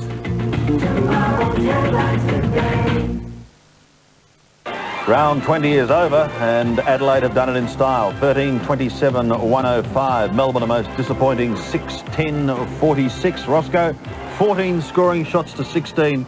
Just about says it all, doesn't it? Yeah, without doubt, which I know wouldn't please Graham Cornsall that much because they could have accumulated a greater percentage, but they've won the game, which is the most important thing. And I think the other thing which is very good is the fact that all their players, I think without anyone really, without exception, performed well, did their job as required, and just nullified the effectiveness of the better players from Melbourne. Even though someone like Glenn Lovett ended up with perhaps 30 possessions, they weren't overly telling ones because he was defending most of the time across half-back, through the centre under pressure. Obbs found it hard to get into the game. He was tagging initially McDermott, then finished up on the forward line for the second half. Gary Lyon on screen. I mean, he always tries hard, but when you're not getting the ball delivered from half-back through the centre to you often enough and with some sort of precision, then you find it very difficult. Pittman then, the excellent effort. I mean, Anderson across the centre was just terrific. I mean, he got the ball on the ground, in the air. Modra at 4-8. I mean, he got the ball often enough, which is another good sign. So long as their players are getting the footy, you can turn around those little things like your kicking, your handball, and if you're not getting the footy, that makes it difficult. Off the ground, good play there by Liptak, and then recovery and effort. I mean, I thought Phoebe did quite well, actually, Sandy. Yeah. Considering the opportunities that were down there towards Modra. Jarman struggled a bit, but what he did in some areas was constructive. Brown came into the game in the second half. The good thing Adelaide have got, Sandy, they've got a few left footers, which puts the opposition team off a bit. Wiedemann, Brown, Jamison kicks well both feet, and Wiedemann, I mean, that bloke, he half forward. Would Cornsey, do you think, perhaps continue to play a player like Jarman off the bench during the finals? We just have a look at some of the stats? Well, I think it would be a very good idea to do that, and particularly with the way Wiedemann played. Statistically, you'd expect Adelaide to be pretty well in front. Not only that, but the way they use them. And Melbourne still got the ball a bit, but they were just ineffectual possessions and hit-outs.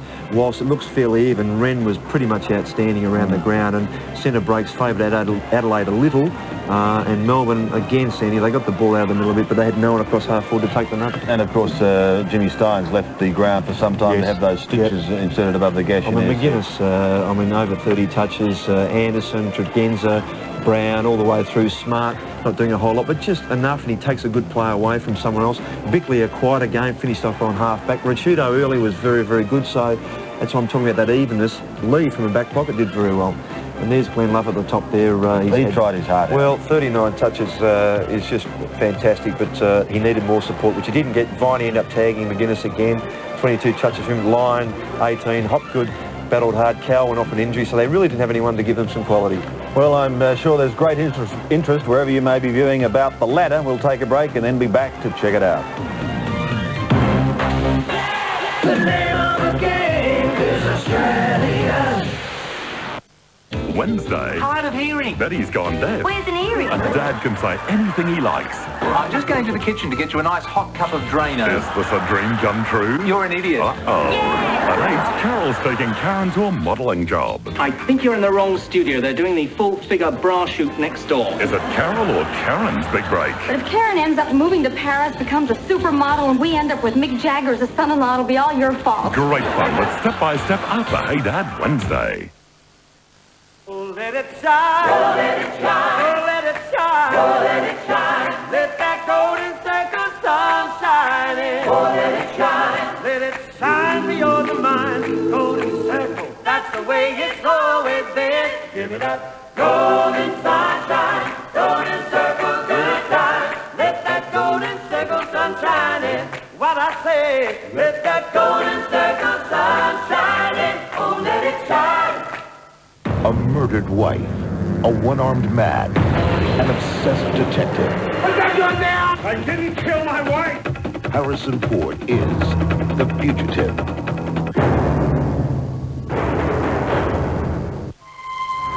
Okay, everybody out.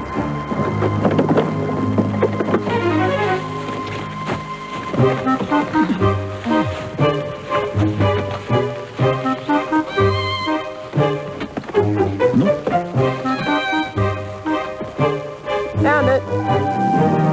The things you do in a family. The seven-seater Mitsubishi Nimbus. Last Wednesday, Grace Page hit the scratch and win jackpot and won $20,000. What will you do with all that money? This week there's more instant money to be won, so buy your ticket from any lottery agent and watch Wednesday night after 7 nightly news. From Stuttgart, Germany, see the greatest athletes in the world today in the biggest sporting event since the Olympics, the World Athletic Championships. Next. Time now to check the CUB AFL 1993 Premiership Season League ladder. Yes, great interest surrounding the ladder at the moment. Essendon, West Coast and North are the top three. Carlton are in 4th spot. Adelaide, by virtue of their big win tonight, have moved to 5th on the ladder with a healthy percentage. Hawthorn is clinging to 6th spot. And out of the 6, the Pies on percentage. And Geelong also a game, having had the bye this week and percentage. So some big games next week. Let's have a quick look at these. There are some rippers. Collingwood plays Carlton. Geelong plays Essendon. Hawthorn plays Adelaide. What a game that one is now going to be. Footscray plays West Coast. Fitzroy plays Brisbane, whilst on Sunday, 2 games. Sydney plays North Melbourne and Richmond plays Melbourne, with St Kilda having the bye. So it's all over here at Football Park. Hope you've enjoyed our coverage. The Crows successful by 59 points.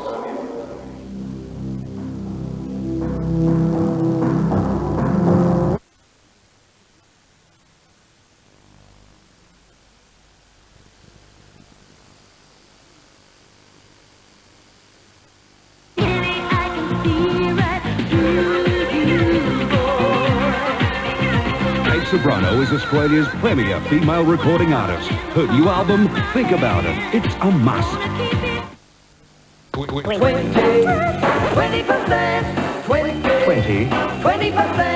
20% off timber and paint.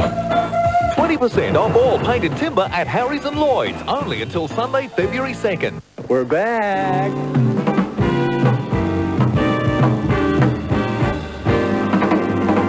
Tonight Live, returning Monday.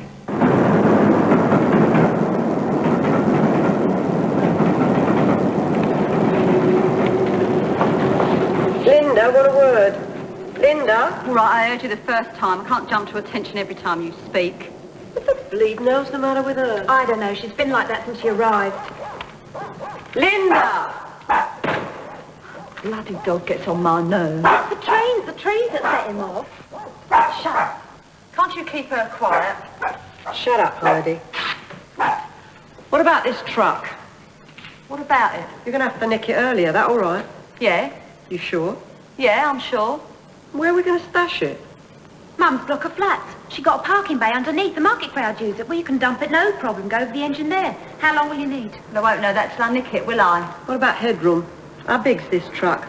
It's got to go underground, hasn't it? Oh, I never thought of that. It'll go under. Right, I'll leave it with you then. Go and give Bella a hand, will you? I want Just do as I say. Right, out with it. What's the matter? There's nothing the matter with me. Don't mess me about. I'm doing my job, aren't I? Am I doing something I shouldn't be doing? I've done everything you told me to do. Is there something I missed? Did I miss something? Anyone else you want me to get rid of? So that's it? Yeah, that's it. You did it then. He suss anything? Wouldn't matter if he did, would it? He's dead. What? Had an accident.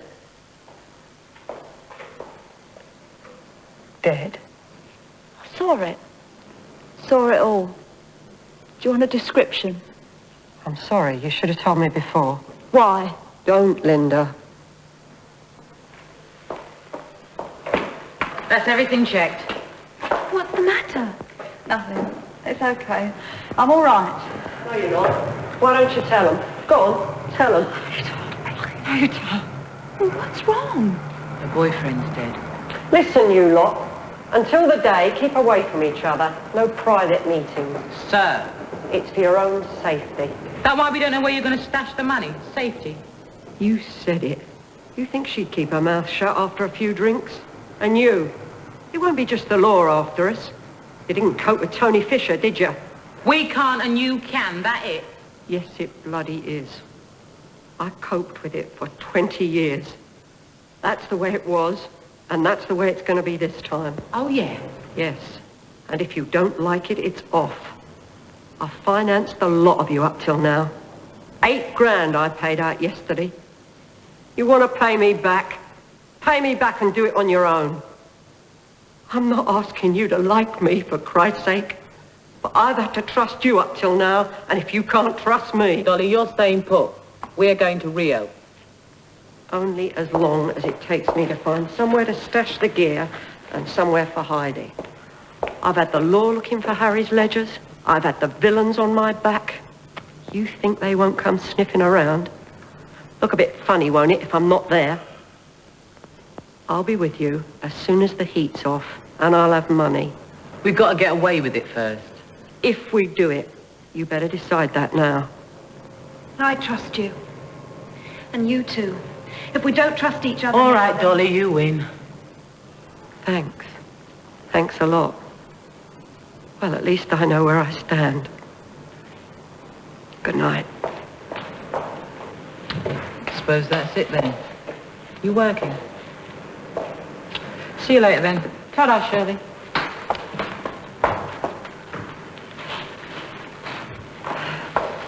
You going to lock up, Shirl?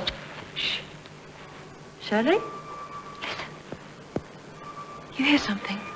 It's probably the dog. I could have sworn I heard... There. You hear it? Nah. Must be the trains. Funny. See you at the next meet. Good night. I'll use the flash. Take care. One more to go.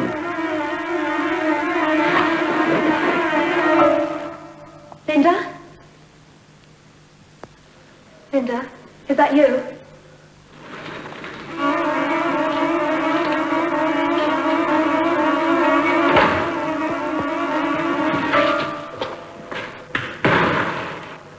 Well, well, it's on. Who'd have believed it?